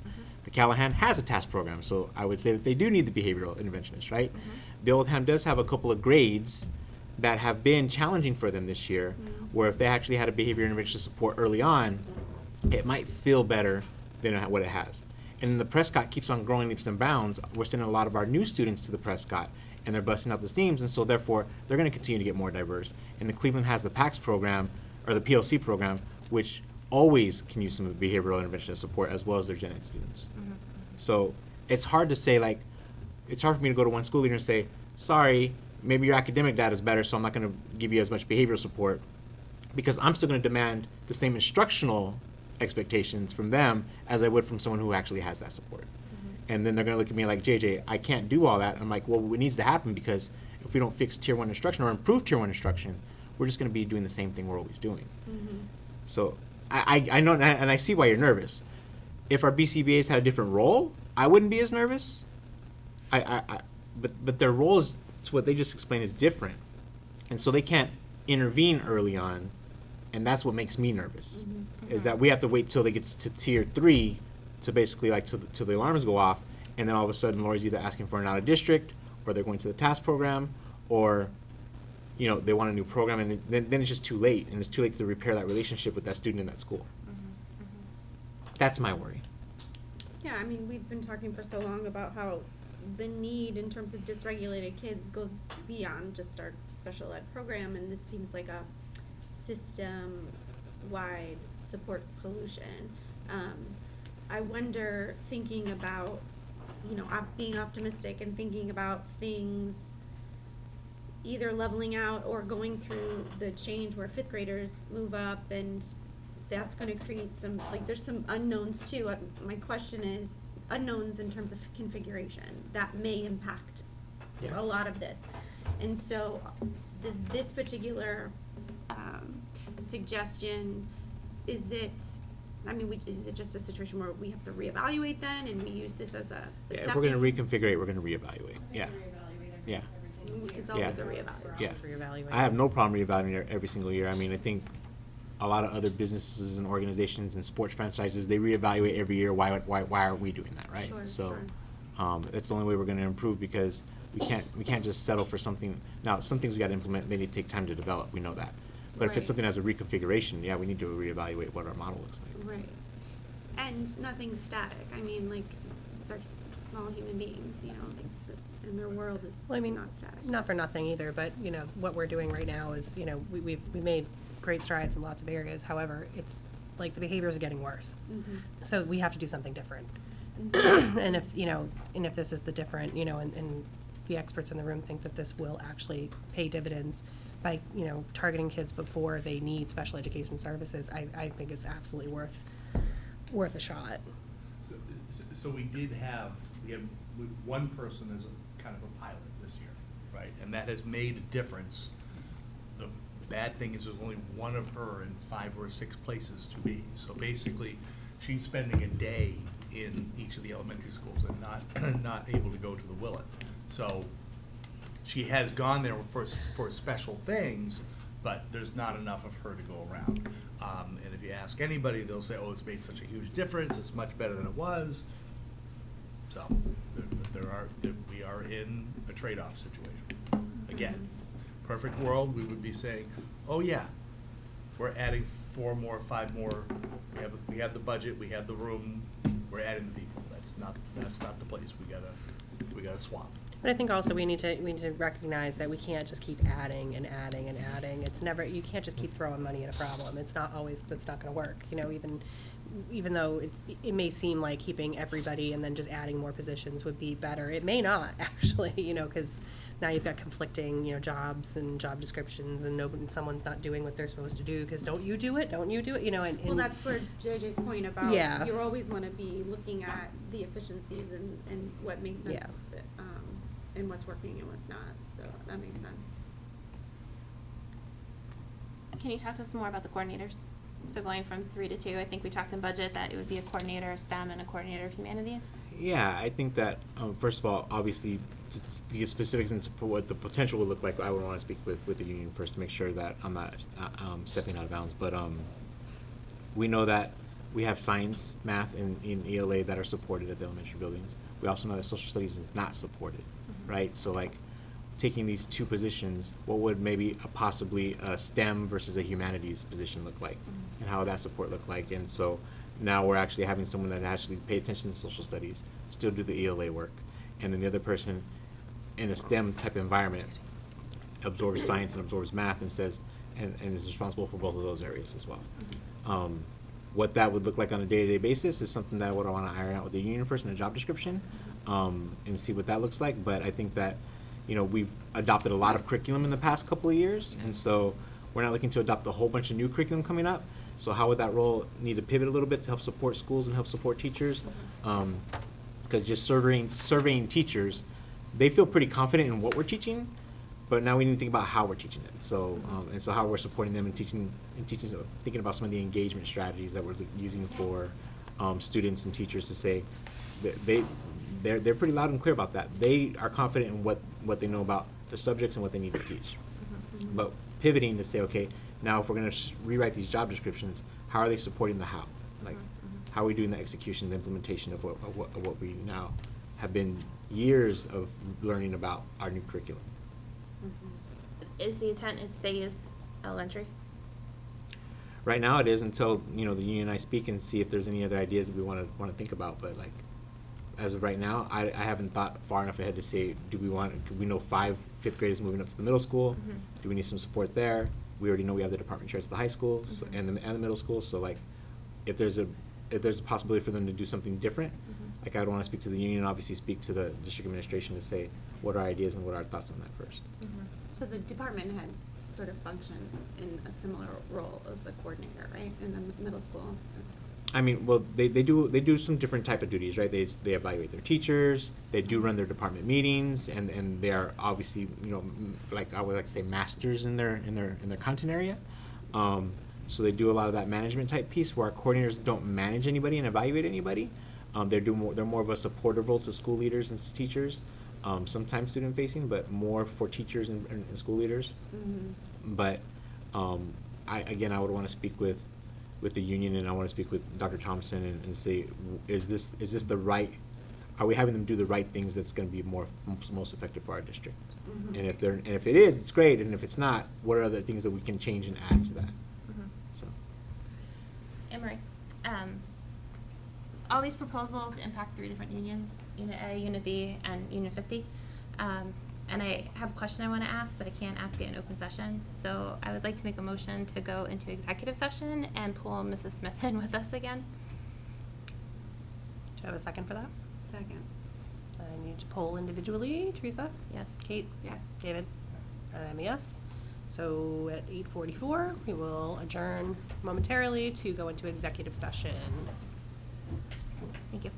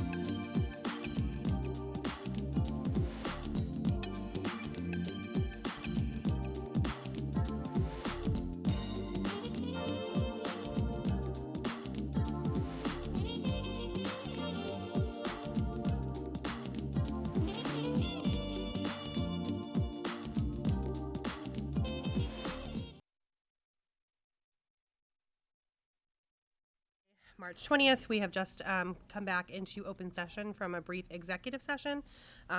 Before we went into executive session, we were discussing the FY25 potential reorganization of positions in order to get additional positions into the budget.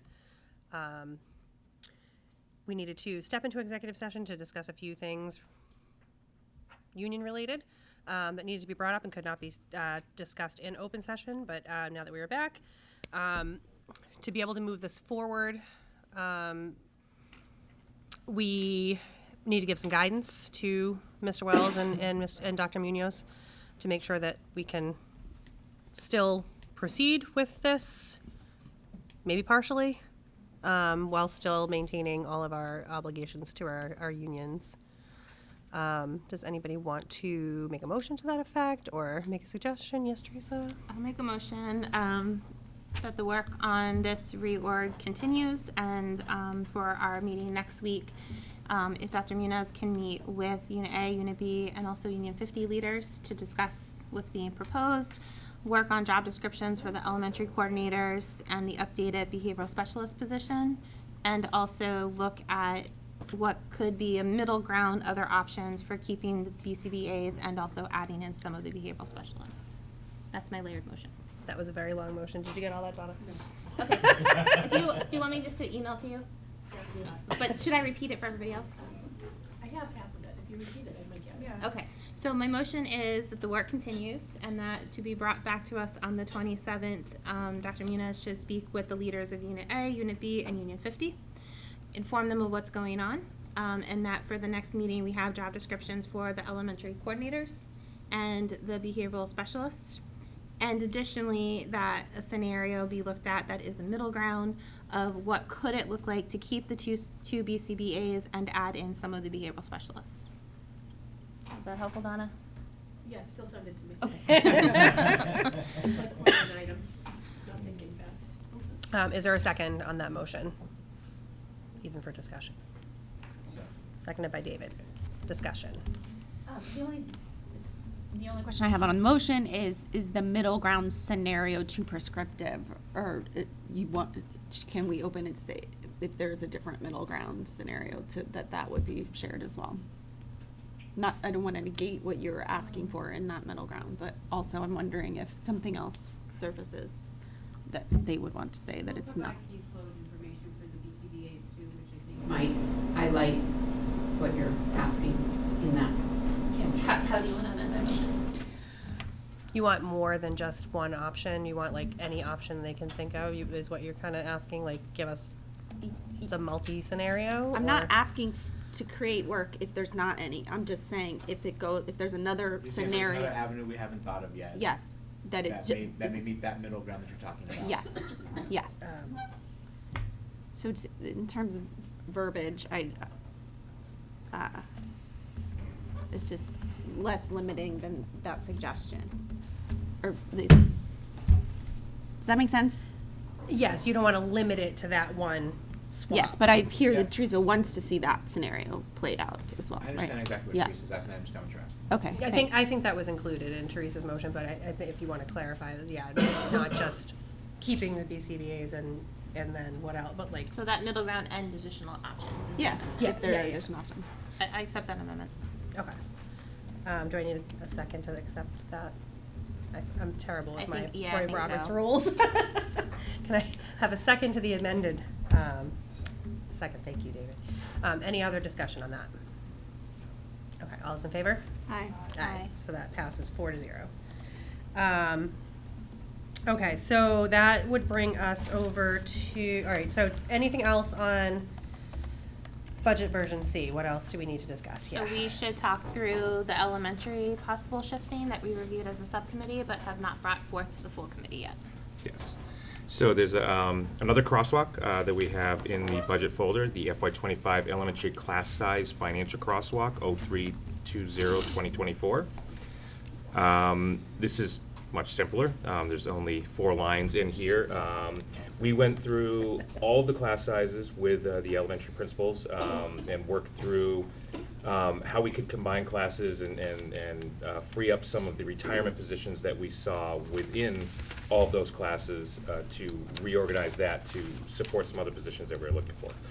So through the conversation in the room, we were able to free up 2 FTE at the Oldham and 1 FTE at Bulge.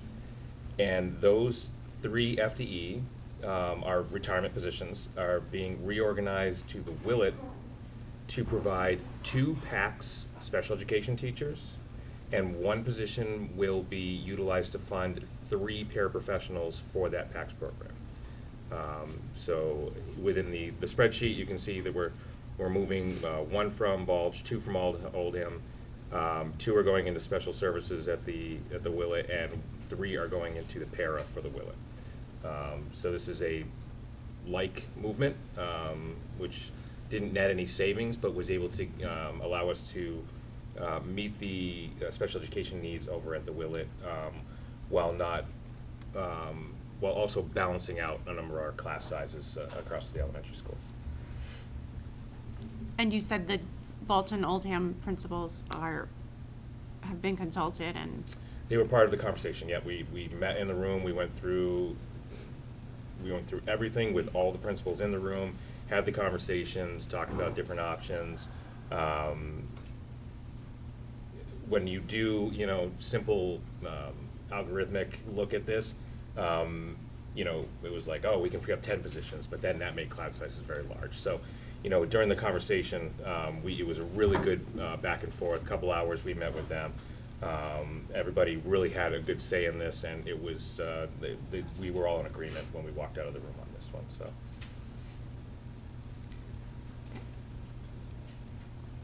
Any other questions on this? Would Dr. Thompson, Dr. Munoz, and Mr. Wells, would one of you just speak a little bit more? So I'm looking at the enrollment projections, so the committee knows. With this movement of teachers, talk about class size?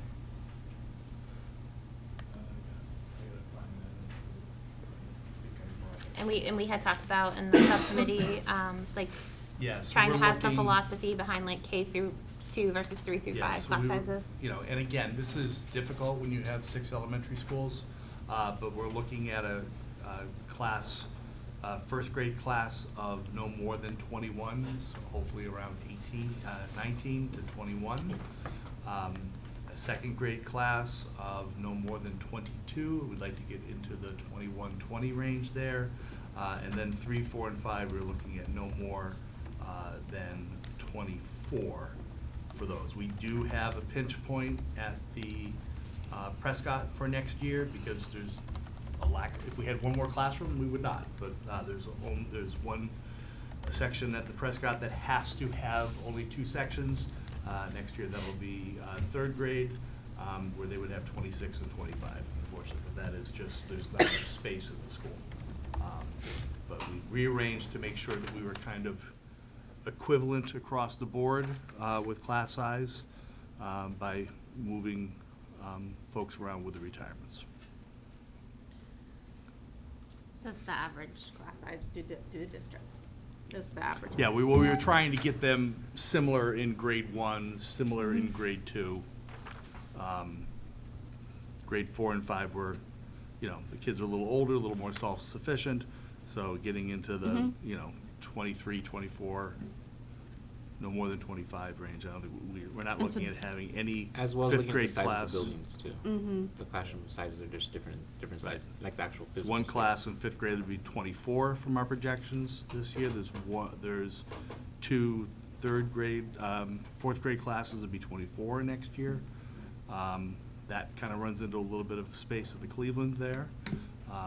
Grade 3, not counting the Prescott, we've got about 22. Most are less than that, but a couple that are 22. So we've equaled them out the best we can, going in to being equivalent across the district. And you asked Teresa because that conversation was part of this discussion. Right. So match that was the first system. round of reallocations, and because we needed to, we're opening an autism program at the Willett next year. Right. We need to How have to it. do that, yeah. We gotta be able to staff it. Right. So. So the first tier of our budget, right, was getting the number from BBC. Then the second step was how do we reduce that 565, which was removing, reorging central admin and the higher down savings. Then the third step was how do we begin some reallocation, get things in. And what we had talked about on March 4th, but just had not yet been able to bring to the school committee was this, the elementary shifting to get the PACS program in at the high school, or excuse me, the Willett. And then the final step is what we were just previously talking about. Is that an accurate way to discuss it, Mr. Wells? Yeah, How we, that flows nicely. okay. Which, when we put together a presentation for the budget hearing, we gotta talk about that tomorrow, but we gotta tell the story. Yes. So at the kindergarten currently, there's 13 classrooms. There will still be 13 classrooms, and then also a PACS classroom? That'll be the 14th classroom. Yep. Okay.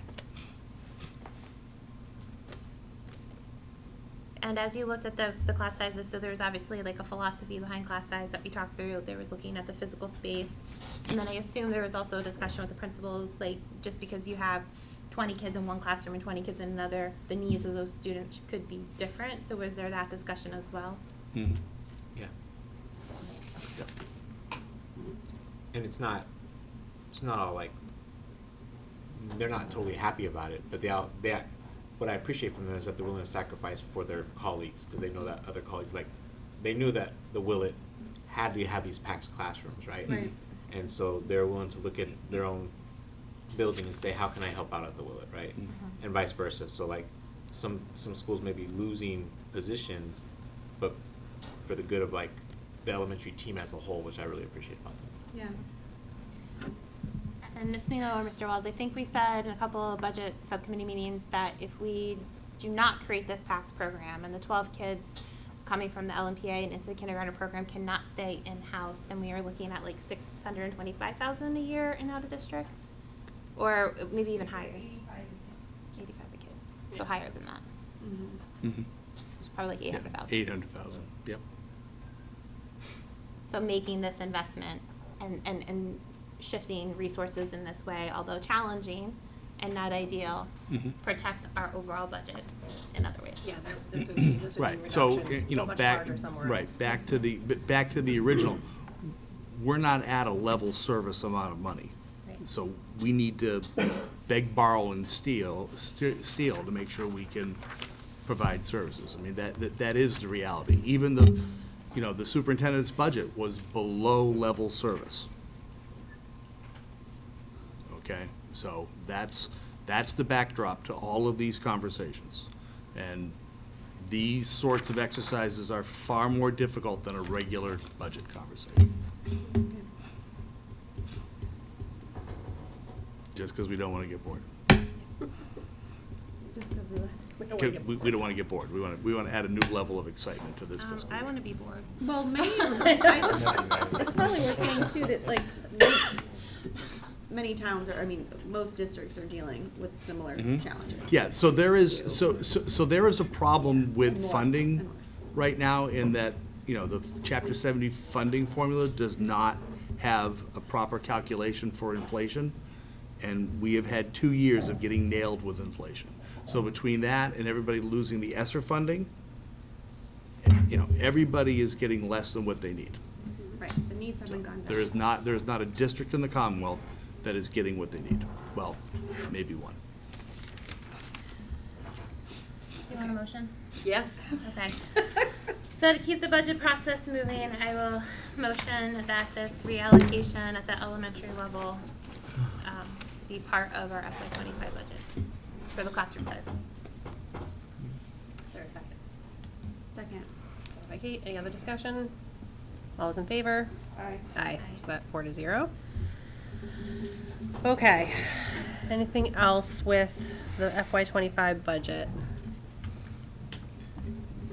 Please shake your head no. Just All right. that we will resume work on it at 12:30 tomorrow. Yeah, I'll see you guys tomorrow for. Oh man, I'm gonna need a lot more caffeine. I don't think you guys know how much I've consumed today. I'm still consuming. It's not working. Yeah, no. It's not working. Okay, so the next items on our agenda are Mr. Wells going to take us through the SEL pilot MOU, spending plan, amendment to grants, et cetera, et cetera. Yes, okay. So, there was a lot to dig in here, especially when we started looking at the grants and deciding we have to start making some amendments to these grants. We're getting to the point in the year where we're looking at them, we're saying, okay, we've got to balance a lot of things out. ESSER is coming to a close, so we really have to take a good look at that.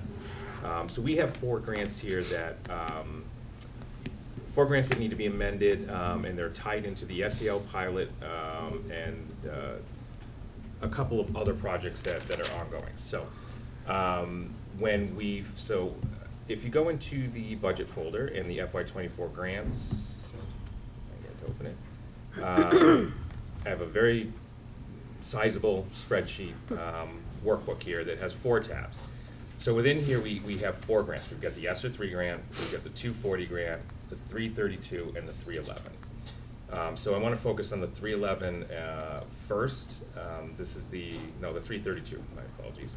So the 332 grant is the one that there's a lot of confusion around it. So this grant, what was submitted into GEMS and approved by DESE was a grant that supported the safety care program that's being conducted by the Special Education Department. However, through some confusion, these funds were also allocated through a vote of the school committee to be used for the SEL pilot. So we've identified that confusion, and we're going to kind of clear it up here by working through the different amendments and kind of understanding where we're at with it. So the SEL, the 332 grant, has a number of different names to it, and that may have been part of what kind of caused some of this confusion. It's the 613 grant, 311, 332, SEL continuation, SEL and mental health, support. It has a number of different names, and I think that may have been part of the confusion that came in around it. So what we've been looking for now is we want to have a vote and amendment on this grant, the 332, to use it in support of the safety care program, which is well documented and has been submitted to GEMS. That was your original assessment, that was sent off to GEMS. So that leaves us with the SEL pilot. So the SEL pilot has $50,000 that was awarded through our town article. And in addition to that, we need about another $35,000 to run that the SEL pilot. So we were given another grant, which actually was the 332 grant, but they now call it 311. And it was an additional $14,375 that DESE sent to us to be used. So that money is going to be going towards the SEL pilot to bring down the $35,000 additional that we need to support the SEL pilot. So now we're looking at about $20,000, $21,000 that we need to support that. So through our amendment of ESSER, we are able to free up funds within ESSER because our health insurance and benefits were much lower than was anticipated when the grant was written 3 years ago. We have had open positions that could not be filled within ESSER that we had budgeted money for, and as well as open positions. So that was able to free up money so we can fund the SEL pilot. We'll be using the article money, the $14,000 that was sent to us for the 311 grant, and then $21,000 for ESSER. So that gets us the $85,000 approximately that the SEL pilot program is going to cost us. So to do all of this, we have to amend 3 grants to do those 2 items. So we'd be amending the 332 grant to support safety care. 311 is a new grant, which you would be voting to accept the spending plan to be used towards the SEL pilot. And then ESSER, I'm going to talk a little bit more about ESSER in just a little bit. The 240 grants in here as well, we kind of talked about that earlier. This is going to support through efficiencies, inefficiencies of hiring, not being able to hire people. And again, with the benefits are always estimated, but they, oftentimes don't hit the level that we think they're going to. Money was freed up there to be able to support that program that Lori had presented earlier. So now moving to ESSER, there's a lot all at once. We had reductions in increases in some salary expenditures, decreases in others as actuals were met up against budget. One of our largest increases was paraprofessionals. We had money in there. Simply we're not able to hire those positions. But the benefits were really the big piece. We had $110,000 that was budgeted in there that just is not going to be spent on benefits. It never materialized. So the positions that we hired didn't take benefits, and positions we weren't able to fill, obviously, had benefits assigned to them that also were not spent off. So what we're looking, we have, within each of these grants, the 311's the easiest one to look at is $14,000. It's one line, and we're looking for just a vote of approval on that so we can spend it in that way. 332, we're looking for a vote to utilize those funds to support the safety care as it was originally intended for. 240 is amended to be able to support the program in the LMPA. And ESSER 3 is amended in a lot of different lines to balance out expenditures for the end of the year. Now, one thing to note with ESSER too is that we have about $208,000 in ESSER that will be supporting ongoing summer programs that we've been using ESSER for. So when we look at this, there's roughly about $270,000 that was available on the bottom line. The majority of that is going to be used, of the unencumbered funds, is going to be used to support summer programs. So that will be the next business manager's job to make sure that that is properly accounted for and make sure that that's spent as they're moving through. But I will make sure that my staff is definitely keeping an eye on that because we want to make sure that ESSER is going away. We have an end date. It's this summer, and we want to make sure that we spend that in full and make sure that the schools get every penny of that money. And Matt, it's 208,629 for the summer funding. Yes. So we have that in ESSER for FY25, but we will need to either get that into the FY26 budget or that summer programming will go away. That's correct. Yeah. So that's your So that'll be the thought for FY26. If you determine that these programs are worthy and you want to continue to do them, that's going to be that's a big conversation to have. That's close to a half a point. And for the public, obviously we'd like to keep these programs, but the entire idea of ESSER was to have these summer programs sort of catching up after COVID. That the intent of ESSER was not for them to stay around forever. It would be nice if we could keep them after the funds dry up, but that was never the intent. This was not technically an unfunded mandate. It was hey, get all your kids caught up here. Here's some money from some really good summer programs and other initiatives, and unfortunately that can't go on forever. I wish it could. Okay, so I'll make motions. Fabulous, because there's a lot. I'm There's a lot of them. I think I have a handle on it. Tell me if I'm right, Matt. Okay, so first motion is to approve the 311 grant in the amount of $14,375 and apply that towards the SEL pilot. Correct. Second. Okay. Any other discussion? All those in favor? Aye. Aye. Okay. Next. Second motion is to approve the amendment to the 332 grant to fully support safety care. Excellent. Okay, any other discussion? All those in favor? Aye. Okay. 4-0. Third one is to amend the 240 grant to support the LMPA medically fragile classroom. Second. Any other discussion? All those in favor? Aye. Okay. 4-0. Last amendment, or motion, last motion, is to approve the amendment to the ESSER 3 grant to balance out expenditures and to appropriate $21,000 to the SEL pilot contract. Second. Okay, any other discussion? No, sorry, aye. I'm saying aye. Aye. I got a cadence going here. Sorry. All those in favor? Aye. Aye. 4-0. Is that everything you need? That was great. Thanks. Perfect. That's fantastic. Just to give you, there will probably be at least one other amendment, maybe two other amendments for some of these grants. As we get closer, we generally in May, we have to do an amendment that allows us to carry over into the summer. And we'll, again, be looking at these numbers to make sure we're carrying over the right amount.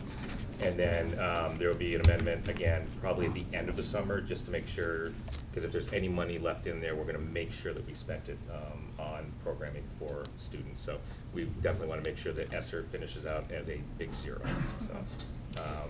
So there'll be probably a couple more amendments, but mostly housekeeping amendments just to make sure that we're doing this correctly. Marie, can I just recognize Mr. Wells for a second and thank you for this level of detail with the grant. The school committee has been asking for the line-by-line spending plan for the grants for a while. And I know you're working on all the others to Yes. gradually bring to us over the next couple of weeks. But I just wanted to acknowledge and thank you for your work. Well, again, my team is fantastic, and this is how they track the numbers, so it's actually very easy to bring this forward. It's already there. Takes just a little bit of meeting with them to understand where we're at with the numbers and make sure that we're doing good encumbrances, and certainly I'm not doing anything. They're doing it all. Well, then thank you to your team as well. And thanks to the budget subcommittee for vetting it, because it's a lot, and it's a lot. And you know that process we went through earlier with the other stuff? That's what we go through every budget subcommittee. Usually we get to do a lot of those questions before.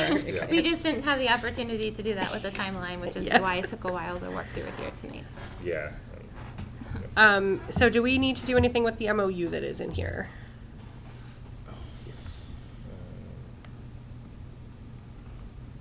Yeah, so this is the MOU for Coaching for Change, and this is the SEL pilot. Yeah.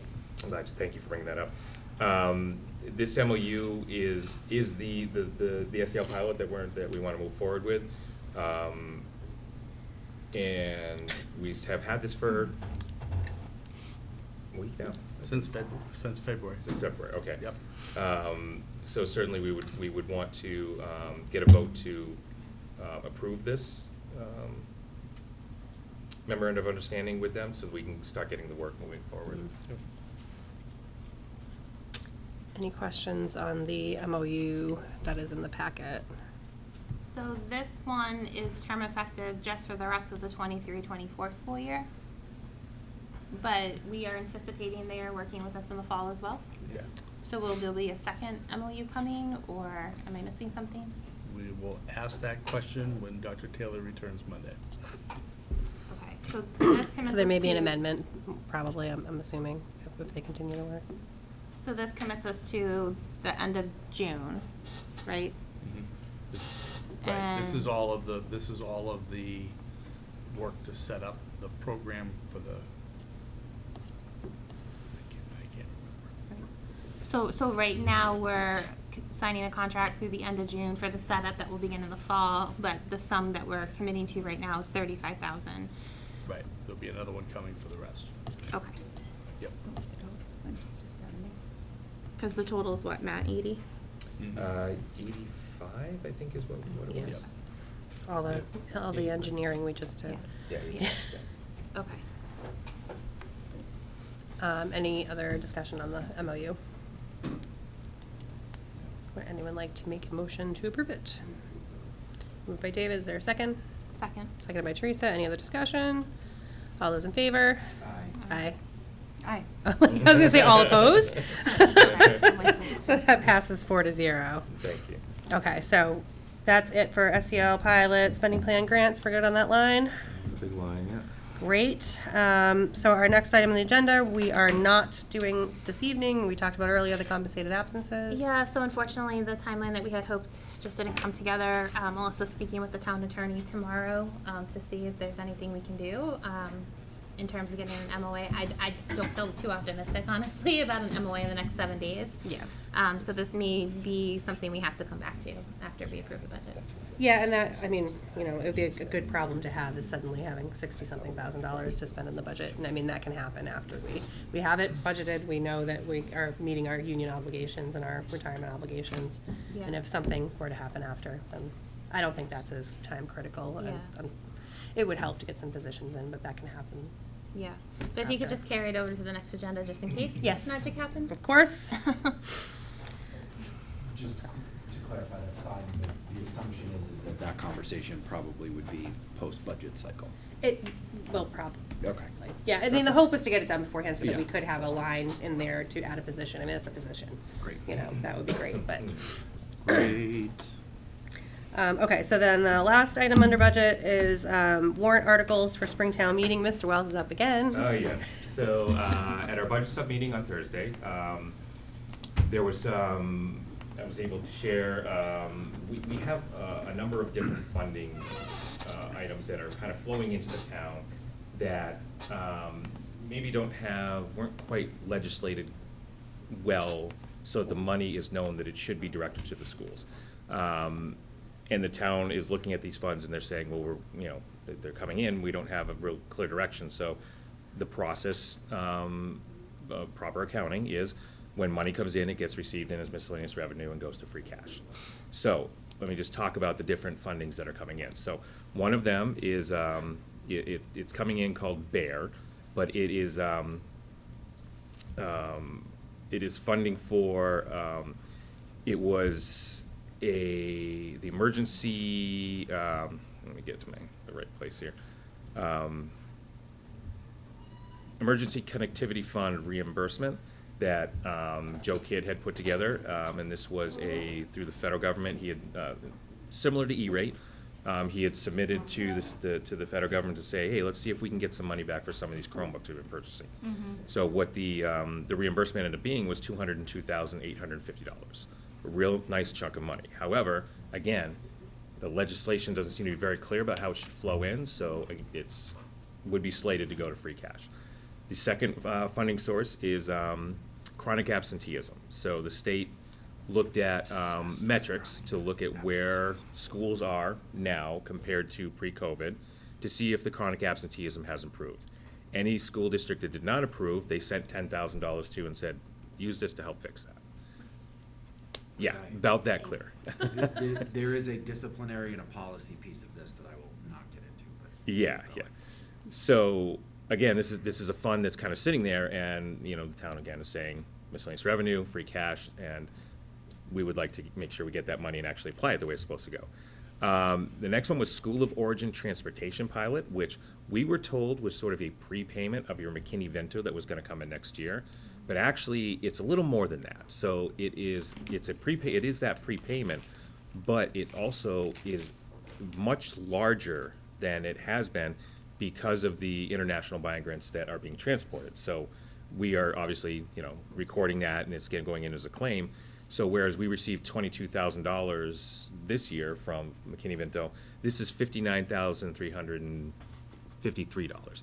And I believe there might be another payment coming in. I've just been made aware of that, but I kind of missed the cutoff for it. So, so there's that money there, and that could really be useful this year for the, we had a new movement of families that came in January, and certainly we are on the hook for ride sharing for that, a cost share of 50%. So this money could be very helpful for that. And then the final one is the $104 per student per day for the international migrant students that are attending our schools. And again, this is not clear enough for the money just to flow directly to us. So again, miscellaneous revenue, free cash. So we had this conversation at the budget subcommittee, and they gave me sort of a little go-ahead to get these articles written, because articles were due on Friday, and we were still trying to yes, so we're trying to determine what this money was, and what we didn't want to do was lose our opportunity to get that money and be able to utilize it within the next town meeting. So I put together 4 articles and submitted them to the town, where I identified a little explanation of what the money is, and then utilizing past language as how it was used at articles within Norwood, I took that language and modified it to be able to match these 4 items. All 4 were submitted to the town on Friday. I am expecting a phone call at some point about that, to have conversation about it. I would love if we could just make this very easy and just flow it into revolving funds that we currently have. But again, that conversation, I didn't want us to miss the opportunity to get that money within the next town meeting, and we definitely don't want to wait until November to go and move forward with this. So, so I wrote these articles, submitted them, and right now I would love to have a vote to support these articles, and I will continue to work with the town to see if we can get to the point where the money comes into our revolving funds, which would be my expectation, and then we just wouldn't have to move these articles on town meeting. So. Motion to approve. Well, Can we I'll take approve a and then talk? Yeah. Second. Perfect. Yeah. So if we approve them So if we approve them, and I hope we do, but the Board of Selectmen vote next Tuesday on putting it on the warrant or not. Yeah. we would have to get a memo to the Finance Commission, because they also have to vote and support warrant articles, and we would need to get that to them soon, because they would want to talk about that with us next week. I like short deadlines. Yeah, we all do. But I have a question. So I know you and I had talked, Matt, and we thought it was coming directly to the schools for the reimbursement of the new arrival families, and it seems like a mechanism just wasn't put into place. But back in November, Karen had us approve a grant, FY24 EA homeless families, and I thought it was for this. So was the grant like out there, but the mechanism wasn't put in place? No, so there were two forms of funding that are kind of going with the international migrant families. Okay. One was that 344 grant, Okay. which was $1,000 per student that was awarded to schools that had the students coming in. So we did get that grant. It wasn't as much as we hoped for. I think it was $8,000 we ended up getting, because like we held off as long as possible because we're like, oh, there's a whole new batch coming in. Like we would want to submit for every student that we have. And then when we contacted them, they said, oh, no, it's based on like your October 1st numbers. And we're like, oh, so $8,000, you know, we submitted for it, and the money's coming in and being used to offset transportation associated with the international migrant families. The $104 per day is the supplemental funding that was voted at the end of December and approved by the state, which is $104 per day per migrant student when they're enrolled in your school. Our initial payment was $12,691.69, which doesn't exactly add up to $104, and I have questions about that as well.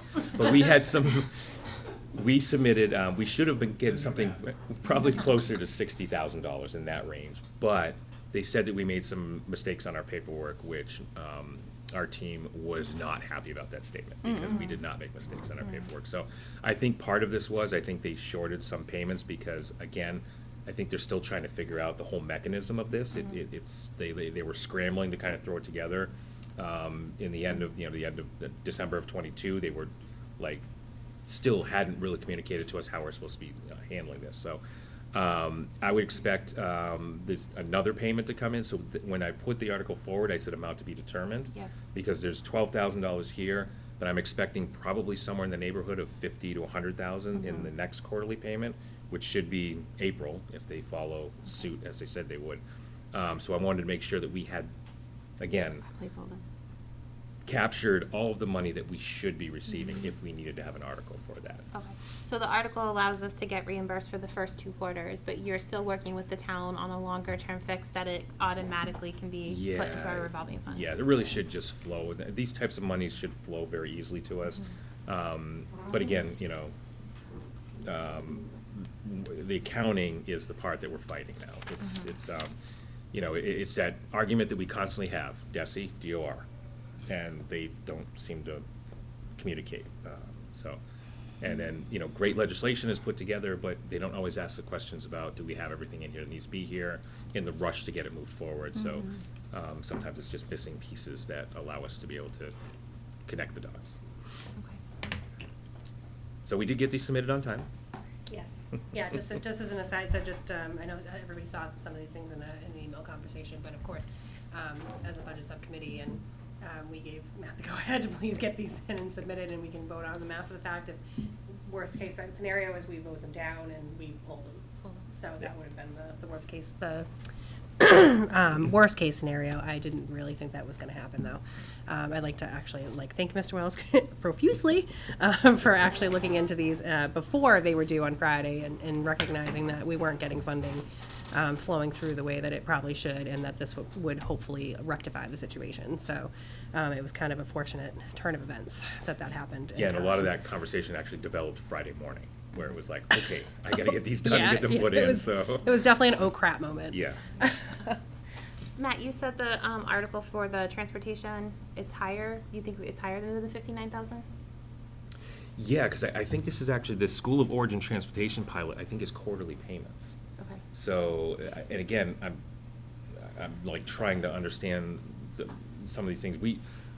We were all offered it in September to participate in this. Every school district was. In Dedham, we decided not to because, like the money in Dedham, we don't have the mechanism that Norwood does, where they're trying to get the money to flow back to the school. So it's just like, yeah, just let it flow normally like it always does, and it becomes part of our, miscellaneous revenue and total revenue stores. So, I'm trying to understand this a little bit more. I get a sense that there might be another payment that might be coming in, another quarterly payment. But again, I'm gonna continue to look into that and see if I can dig out the actual answer on that. Okay, because if we know, the Board of Selectmen vote on the language to go in the warrant, but it's the Finance Commission that approves the amount. Yeah. So if it ends up being a higher amount, we could go back to them. Yeah, Maybe not yeah. the night before town meeting, like we Yeah, did, or the no. night of town meeting, like we did last time. Yeah, let's but please we not can do go that. back and ask them to reconsider supporting a higher amount if you Okay. find out that did come in. Yeah, and We I have hope time to do that. And I don't know when we're gonna find out about that either. I'm digging into it. Yeah, and this is for the May town meeting, just Yeah. so everybody, I know Yes, town not meeting tomorrow. starts this week, but this is for May. At first I thought that. Yeah. And then again, if there is more money that we didn't get onto the warrants for the spring, we'll certainly make sure that everyone's aware of that so that, we can hit it for the fall as well. Okay, so there is a motion on the table to approve these 4 warrant articles, and it was seconded by Teresa? Kate. Kate. Any other discussion? All those in favor? Aye. Aye. So that passes 4-0. Really quick before we move on from budget, because it happened this week and I would just rather get it out of the way, even though it's not on the agenda, it's not a vote. We did have capital outlay, yesterday, and the capital outlay voted to, approve our capital expenditure requests for the Springtown meeting, so that will go on the warrant as well. So just wanted to give you guys the update on that. Why do we do it in the spring? Well, I mean, E-rate. Oh, because we can get the E-rate. That's why. Maybe that language should just go in the yellow pages, by the way. Just It should. get it in there. Well, I mean. Every time I get a chance to ask the question and answer it, that's what we're gonna do. I do it in the spring. Okay, so that is it for budget. Hey. So we are gonna move straight on because there is still lots to talk about, entirely, but a lot of it's so utterly time sensitive. So the very first thing under old business is the school calendar adoption. I'm gonna start off the conversation because, I've gotten a whole lot of emails, and I know the rest of you have, and people have been forwarding them along, and everybody has been, very good about making sure everybody else knows. And so if anybody is watching and did not get an answer back from us, a lot of them came in like today, and I just have we have not had a chance to reply. Thank you very much for everybody for responding and letting us know, your feelings, especially with this year. Yeah, I'll just make a suggestion for consideration that we basically just decide the beginning of the school year, so we can decide the end of the school year, because I know there were questions about half days and what have you, and we come back and do a full adoption of the calendar in a couple weeks. But I think that people need to know when the school year is going to start, so if we can make that decision tonight, that would be great, and not bog down with the other stuff. If those are questions that we want to have us look at, we can make a list and come back with a full calendar. So I agree with you. can I just make the motion based on what I had heard and feedback we got, if we're just gonna do start time or Don't judge us. start of the year, first That day of works. school. It seemed like to me that it was with students after Labor Day, so Yep. I would support the start date for draft 2, would be my motion, Second. or draft 2. So that's the student start date of September 4th. Correct. Yeah, because a lot of the feedback we were receiving was families already had vacation plans and commitments for this year. I did hear from a number of families that they're open to starting before Labor Day in the future. Yes. But just asked, if that is gonna be a decision, they have more than 4.5 months' notice. So I And I agree. support that. I completely agree with that. And I think when we do the final calendar adoption, you can have a conversation about in 26, if you want to say that now and put it on the bottom of the calendar so that everybody knows that students will start before Labor Day. Or at least that it's a good possibility, where Yeah. before it really wasn't. Yeah, I think that makes sense. And Yeah.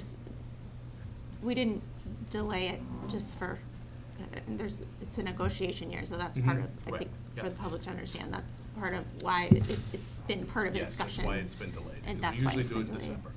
It's not normally this late. Yep. Usually So by it- by February we've Oh, voted. I'm sorry. Yeah. So with draft number 2, we're still, utilizing that MOA that we signed with Unit A at our last meeting because staff would still return for professional development days on August 28th and 29th, correct? But the student start would be September 4th. Yep. And then the rest of the calendar to be worked out in future dates. Obviously, sooner rather than later, because people Namely want the to. half days. Namely when the the half half days days, fall. yeah. So- That's the question, right? And totally flexible on this, right? We thought we were doing parents, justice Yeah. by saying that it's going to be the same day, so that way they knew what the schedule was. If that school committee wants to propose something different, we can do that in a day. It's not a big deal. Yeah, so. I'd like to say to some of the people who responded about the half days that we actually thought we were doing a good thing, because there's been feedback for years that our half days bounce all over the place, and that it would be so much easier if they were all one day. It would be so much easier, and then we did that and got some feedback that it's not good for a lot of other people because it Depends who you ask and when you ask. yeah, extended day might be it falls on the same day, and now you've got to pay for extended day that week, even though it fell on that day. So, yeah, there are some things to discuss further on the half day. And if you guys want something prepared, just let us know. We can do that. I also wonder, for the people who liked it, didn't write you at all, so you might get another set of emails. Yeah, and of course, I mean, everybody who's watching, I mean, we're always available to email and to let us know what you think about these things. Right now, mostly everybody is emailing us about the start of school. Yep. Only a few came in about the half days, to be honest, because it was not the focus of what we were asking. But please do feel free to reach out and let us know what you're thinking about that. For many years, I've heard that it would be easier to have half days be on one set day because then you just know. But that might not be the case for everybody, so.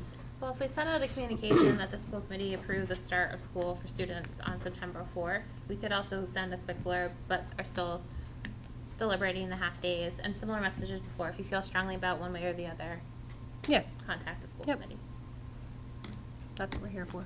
And then, but just because next week is Someone wants kind to of. write it, we'll send it. I think there's a motion, right? Just Yeah. because next week is kind of busy and, like, we were only supposed to have our budget. Oh, I don't hearing think we this should do thing. it next week. So April 10th, Yeah. we would vote on this? Yeah, Okay. definitely not next week. Just to clarify we when need people s- should expect. Yes, we need some time. Yep. So there is a motion on the table to accept the start dates as described in draft 2, which would be students on September 4th. And that was seconded. It was Teresa, it was down there. I think it was Kate again. It was Kate, okay. Any other discussion? All those in favor? Aye. Aye. 4-0. Okay, next item on the agenda is long-term agenda. I am only gonna stay here long enough to say, please email me with any of your requests or stick it in the agenda and tag me. So I already did that, so you Yep, already have my. I got it. We're Okay, done. good. Okay, moving on.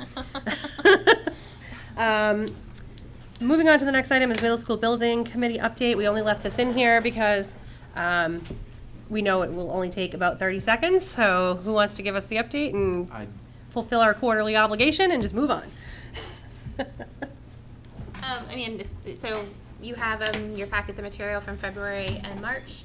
I think the biggest thing I just wanted to update everybody on is because we are currently under budget. We were able to go through that value engineering list again and add back in one of the items that we took out, which is 78 bleachers at the Coakley. So we were able to get back in 78 additional bleachers because, as everybody knows, in our ed plan, we really sold it as a community resource and want to make sure that we can get more people into that gym. So that has been approved to go back into the project. Nice. But we are under budget and on schedule. Knock on wood. Sweet. Anything else? Fabulous. Next item. Okay, so Mr. Wells is up again. Mr. Wells show. I know, right? Yep. So, the superintendent search contract with MASC. We've been kind of talking about getting the bills together and understanding what the costs are and everything. And when we started to look back and try to find the vote for when we approved this contract or to award to MASC, we couldn't find it. We found a nice vote for the money to reduce the money. I think brought it down to 40,000. Yeah. We could not find a vote that said that you were awarding to MASC. So, as a housekeeping, I'd like to move this forward to for a vote to award the contract for the superintendent search to MASC. Motion to approve. Second it. Any other discussion? All those in favor? Aye. Aye. 4-0. And Matt, Jim Hardy told me he actually did not invoice you yet because we didn't yet sign Tim's contract, which we're about to do. So as soon as we do that, he will invoice you. So, we have some invoices. Oh, you got one already? Yes. Oh. So we have one from MASC for 11,500, Yeah. and then we did kind of filter through the legal invoices. Okay. And we were able to pull out for October $825, November $165, and for January $1,320. I did put that in as a simple little spreadsheet into the folder. So the total at this point is $13,810 that is being charged against that. I would anticipate more legal invoices, because this is only through January. Mhm. And a lot of work has been done over the past couple of months for Yeah. getting the contracts together. That's high. Oh, yeah. Okay, so 13,810 Totally down under for the warrant article for the At this point in superintendent time, search. that will be, that will be charged to the warrant article. I Okay. just wanted to vote to actually, award the contract. Yep. Yeah. And that's pretty much all we anticipate coming in, and then just so the public knows that what we don't spend goes back to the town. Yeah, I would definitely expect, I think the next legal invoice is gonna be good size, just because it was a lot of work. Yeah, but beyond that, there's Yeah, not yeah, other. We're gonna- I would be surprised if you hit 20,000. I was gonna say, we're gonna get back give 20,000. like half of it back, Yeah. which is pretty good. So, Yeah. Yeah. Another thing for us, under budget. Great job. Okay, so that is done. So, next item on the agenda, we don't have anything under, policy, so we're gonna skip over policy. We have, just spoke to Kate, we have some intention of starting this back up again after budget season is over, cause it's been kinda crazy. So moving on from that, to new business. The first item under new business, we have to talk about some Student Opportunity Act, items. So it's Dr. Thompson and Dr. Munoz, please. Yes, so we are behind our Student Opportunities Plan. I have contacted Athena 12K, which is a consulting firm that does educational consulting. There is an assistant superintendent from another district who is willing to help us write that. The one thing with this, actually the DESE has actually put together a data website and a whole selection of effective interventions. Dr. Thompson's brain has gone to sleep. Yeah, I'm not doing well. But, and, a format, so this gentleman is willing to do up to, thinks it would not take more than 20 hours, maybe 15 hours to do that. He's already gone through it and put his districts in, so he is, the learning curve is much shorter there, and feels that he would be able to do that. I would have him work with Dr. Munoz on finalizing that, so the idea is that he would do that, look at the data, make suggestions, give us a draft, so that we can finish that and get that in for April 1st, and then from there have a plan for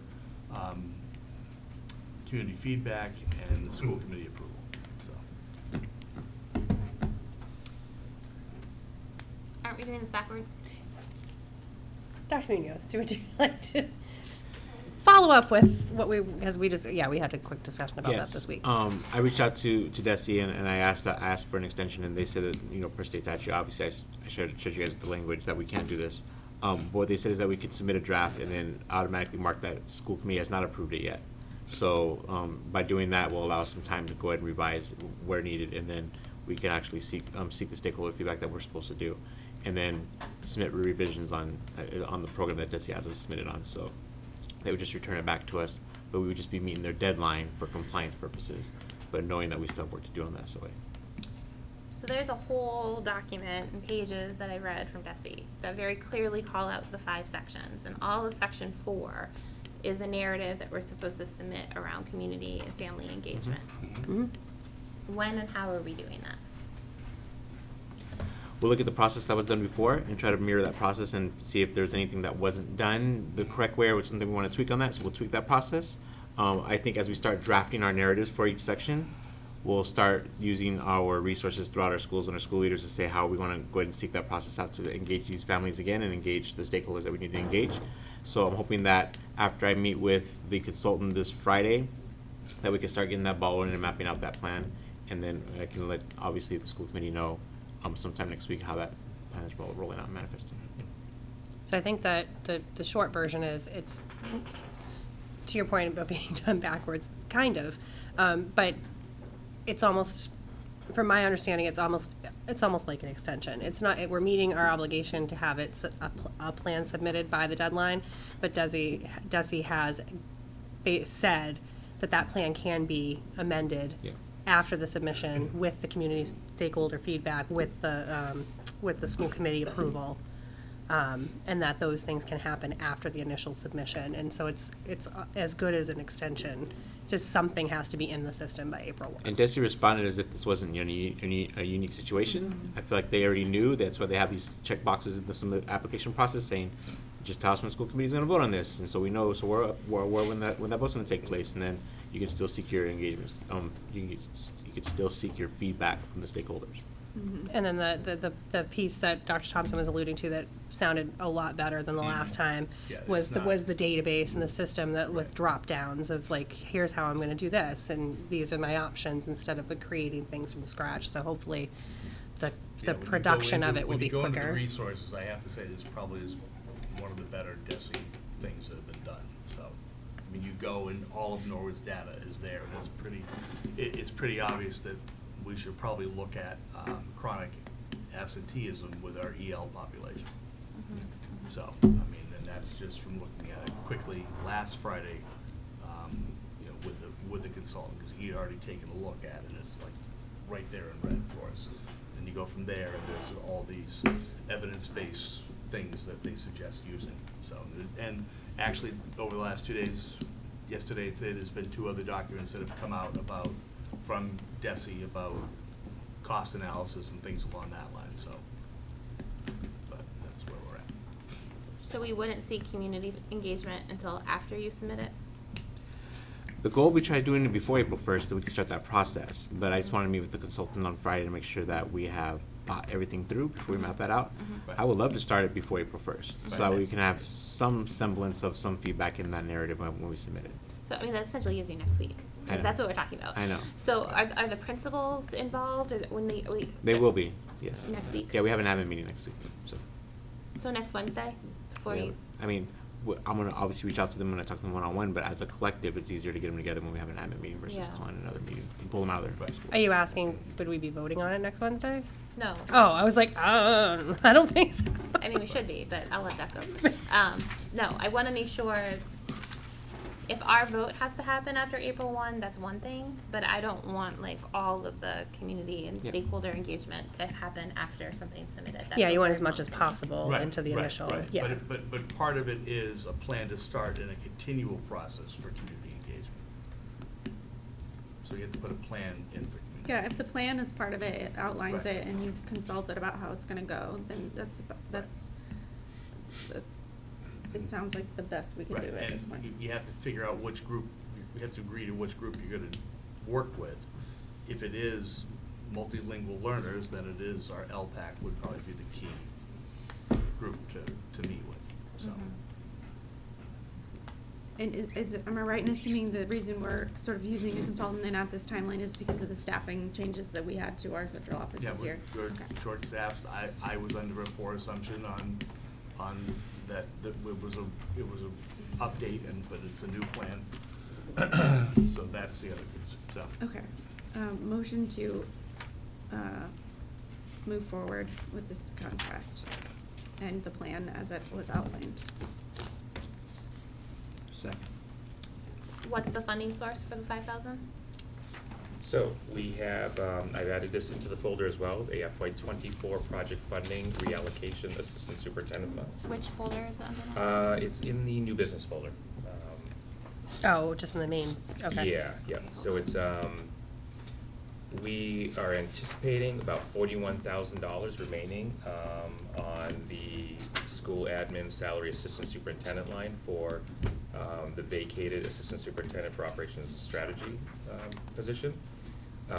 And then we are looking at, there's 4 items listed on here, but 3 have funding anticipated with them. One is the Athena K-12 contract for the SOA, which is what we just talked about, $5,000. The other one is Ed Quigley helping out with the RFP completion for the student services RFP. audit RFP, that's anticipated about $4,000. And then the strategic plan, with Hugh contracted to complete that, that's about $1,500. We Wait. put the elementary capacity study on there, but right now we're still handling that internally, without any additional costs associated. My motion is just for this. Yeah, we would definitely have to contract. take them separately, Yeah, definitely, perfect. but Well, the Patrice's other question thing- was the just other- what was the funding? right, so, the other yeah. thing is that some of those bills, those are estimates right now, might come in a little bit less. So we could, If that's not on the agenda, let's not get into it yet. I don't Yeah. understand the thing about the strategic plan, but can we just? yep. So do do you see that, the so I budget think- transfer? Does everybody see the budget transfer? What do you mean? Okay, I'm gonna link it right now. Yeah. As I've been trying to like uncover many, many, many things, I have realized that our motions sometimes aren't entirely clear. Mhm. And material is not always clear, so we have to get better at that. So I am gonna copy right now into the agenda what Matt has in our packet, but just didn't get linked, so everybody clearly sees what we're voting on. So I just linked it under funding. Did that come through for everybody? Yes. Okay. So the two Excellent. things we're voting on is the contract with Athena K-12, and then also the budget transfer for the $5,000. Right? Yes, that's correct. Okay. Yeah. Do you want to do the first one, Kate? So I think Kate's motion was to approve that contract Second. and to move forward with that piece, and so seconded to David. Any other discussion on the contract? All those in favor? Aye. Aye. Okay, next piece, Funding. funding, budget transfer. What was just explained. Yes, what was just explained. And of course, Wait, I had it which open a part? second ago. So the budget transfer, so, Oh. I'll make a motion to approve a transfer of $5,000 from, the admin salary line to the contracted services line. I will second. Oh, got it. I understand. Okay, any other discussion on that? All those in favor? Aye. Aye. Okay. Sound like a pirate. Sorry, just when should we expect to then vote on the SOA plan? Is that in April 10th, or? I think it's Yeah. gonna have to be April Yeah. 10th, right? Yes, that's, Yeah. That April 10th meeting, by the way, is like 4 hours long, and I know none of you No, wanted no, to there's sit gonna be here. some shifting. Well, we need another meeting in the spring. I've been saying it since September. We have to look at that April calendar. Have to live within our means. Well, whatever. Let's keep going. Okay, so, next item on the agenda, so we're done with that, right? We're good? SOA, yes, yes, happy, fabulous. Okay, so the next item on the agenda is, the new superintendent contract. So, that is linked in your packet, that, has been, accepted by, Mr. Luff, and, Teresa and I worked with him, Teresa did a lot of the legwork on that, working with Melissa Murray, our attorney, to get everything kind of squared away there. So, very short and sweet, we'd like to ask that you approve the contract that is in the packet, which is a 3-year contract beginning July 1, and in the, why am I blanking? Yeah, I'm gonna mention the salary because I'm looking, I wanna make sure I get it exactly right. It's in the, with an annual salary of $210,000. Motion to accept? Second. Seconded by Kate. Any other discussion? One quick question. Yes. Do we have a printed copy where if we approve this, we can all sign it? It's right here, but I need Excellent. Joan. But we can still sign. Yes, we all do not leave without signing. Yep. Any other discussion? No. All those in favor? Aye. Aye, so that passes 4-0. Use wood. And do it right this. I'll pass it down. There's 2. Okay, next item on the agenda. Flying through the ones that say 10 minutes, ha ha ha. Is the job description for the Assistant Superintendent of Finance and Operations. I put that under all of us, but I think this is really, again, Mr. Wells. Hi. Can you help us out with that? Delighted to. So yeah, that is also linked in there. This is we pulled 4 different assistant superintendent for finance and operations postings that are currently on School Spring. Morphed them together, then pulled our current business manager, director of finance position, job description. We pulled the assistant superintendent for operational strategy, and we kind of pulled all these pieces together and created a Norwood assistant superintendent for finance and operations, which covers a lot of sort of standard language that's in a lot of these different assistant superintendent for finance and operations job descriptions.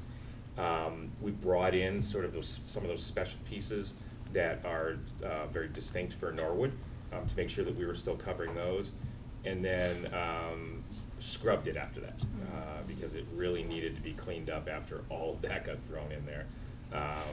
And some of the language, you know, again, like for example, the facilities, the HR, are, you know, in most job descriptions, this position oversees that, but in Norwood, obviously, it's very different. You have to be collaborative on it. So we tried to change the language to make sure it matched up all of that, and that we covered all of the different things that this position would be doing. So it's definitely going to be a higher level project, a lot more project management associated with this, more strategic management, more team management in collaboration with Dr. Muniz. So we tried to make sure it was all in there. We read through it a bunch of times. Mr. Luff read through it as well. And I think it's a pretty good job description at this point of what we want to have in here within this position.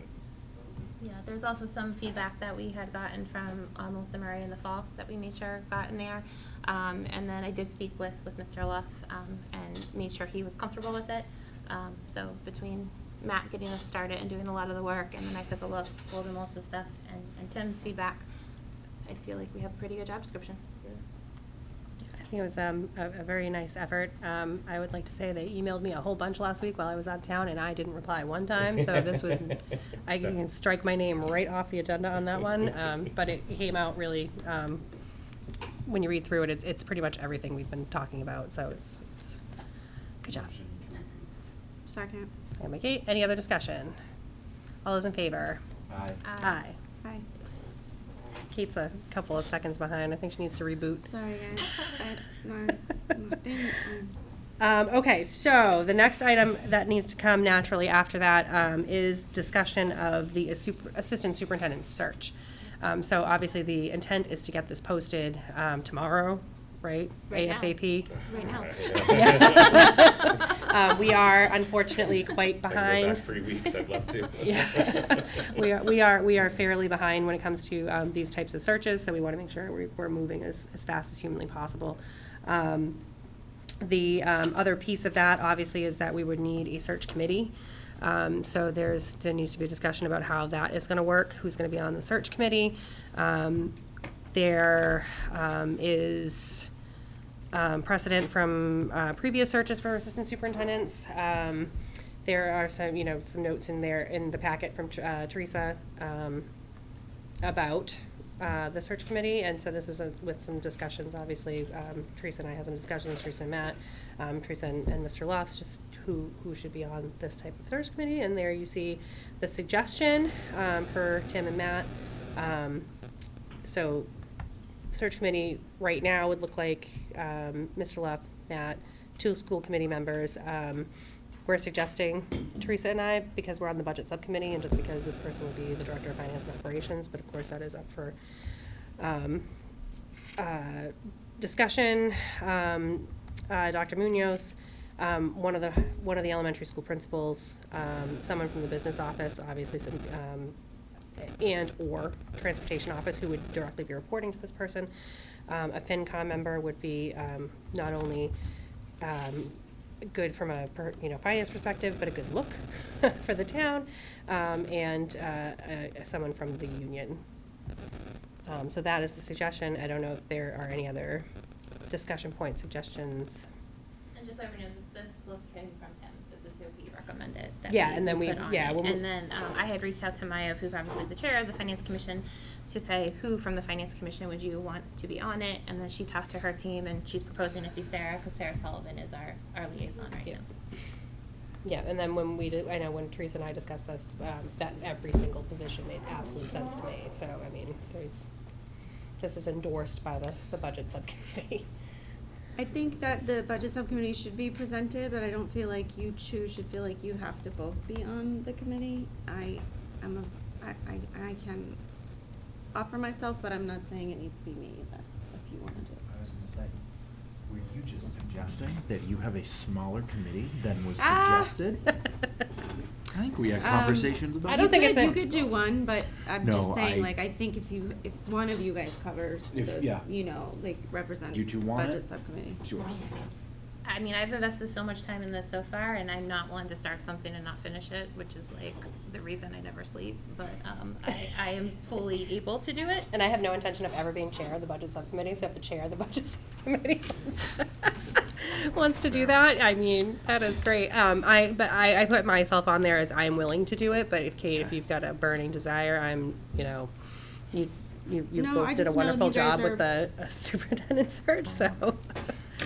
I know you guys are burning it on both ends, so, but it's fine too, if you want, since you're already in it. So I make a motion to approve that timeline in the group that would be the hiring committee with the permission that it's at least one of you. Can be up to two, but at least one. Second. Thanks. Any other discussion on that? All those in favor? Aye. Aye. Aye. So Matt, would the resumes come directly to you? Is this how this is gonna work? For the pre-screen, yeah, I didn't. I think we use School Spring. Yeah. Now Power School Spring. And they flow directly in, Lisa. and yeah, we'll be able to have access to it. Okay. So we'll get HR to help us with posting, get it up And there. Excited Education. Help with the management of that and make sure that we're outreaching to anywhere that they think, they have avenues for. Do we put a timeline on how long we're accepting applications, or what does that look like? Yeah, I'm gonna trust your professional judgment. yeah, I think we'll have some discussion tomorrow to see what Talk about it makes in sense, subcommittee? yeah. Okay. Excellent. I mean, we're at least a couple of weeks, I mean, we are a few weeks past. I would say the at least. Prime hiring, so. At least. Mr. Luff had advised, if at all possible, to have this person appointed at our April 10th meeting. That's not I realistic. think that is not realistic. No. It's realistic to me. Well, I got Person so appointed. much pushback You don't even have the when I search committee. suggested that we move up the superintendent search committee. So I just, like, I will say right now, that is not going to So happen. the reason being, I was told that most people have a 90-day clause in their contract. And if we want somebody who can start July 1, we are seriously behind this process. That is what I was told. I am bringing forth the recommendation. He's not wrong, Yeah. and, like, do you really wanna vet these candidates, or do you just wanna, like, interview them once and hire them? That's the I know, process. maybe we don't do I it. agree with that no, too. yeah, Maybe- so maybe we don't need do to get- pre-screen. Like, this is a very important hire, Yeah. period, and so, Yeah. like, we need to make sure that we are feeling good with the candidate we're gonna move forward with, even if they start July 10th. Yeah. So, And they probably have again, housing we contracts only if have you one negotiate. April meeting. Not appointing this until May is a problem. Mm-hmm. Again, we'll have to discuss it offline, but I mean, April vacation in there, we can't get anything into a packet before April vacation. There's no one We here. could have a one-item meeting remotely. You could have a very small meeting. Yeah, you could have a That's true. small meeting. I had a 2-minute meeting once with a school committee just to get a vote. Yeah, we've done it before. So just, obviously, get it posted, we see what Yeah, comes in, we yeah. figure it out. You just have a short meeting without a lot of packet stuff. Yeah. Yeah, no, that's my concern is Stuff that no could one be- here to get things into a packet because everyone's, off. and Sure. it just- May 20, It makes it March hard. 20. Matt, would you be able to work and figure out who from the business office and or transportation want to join the search committee? Yeah, I think transportation might be tough, I know. just because Yeah.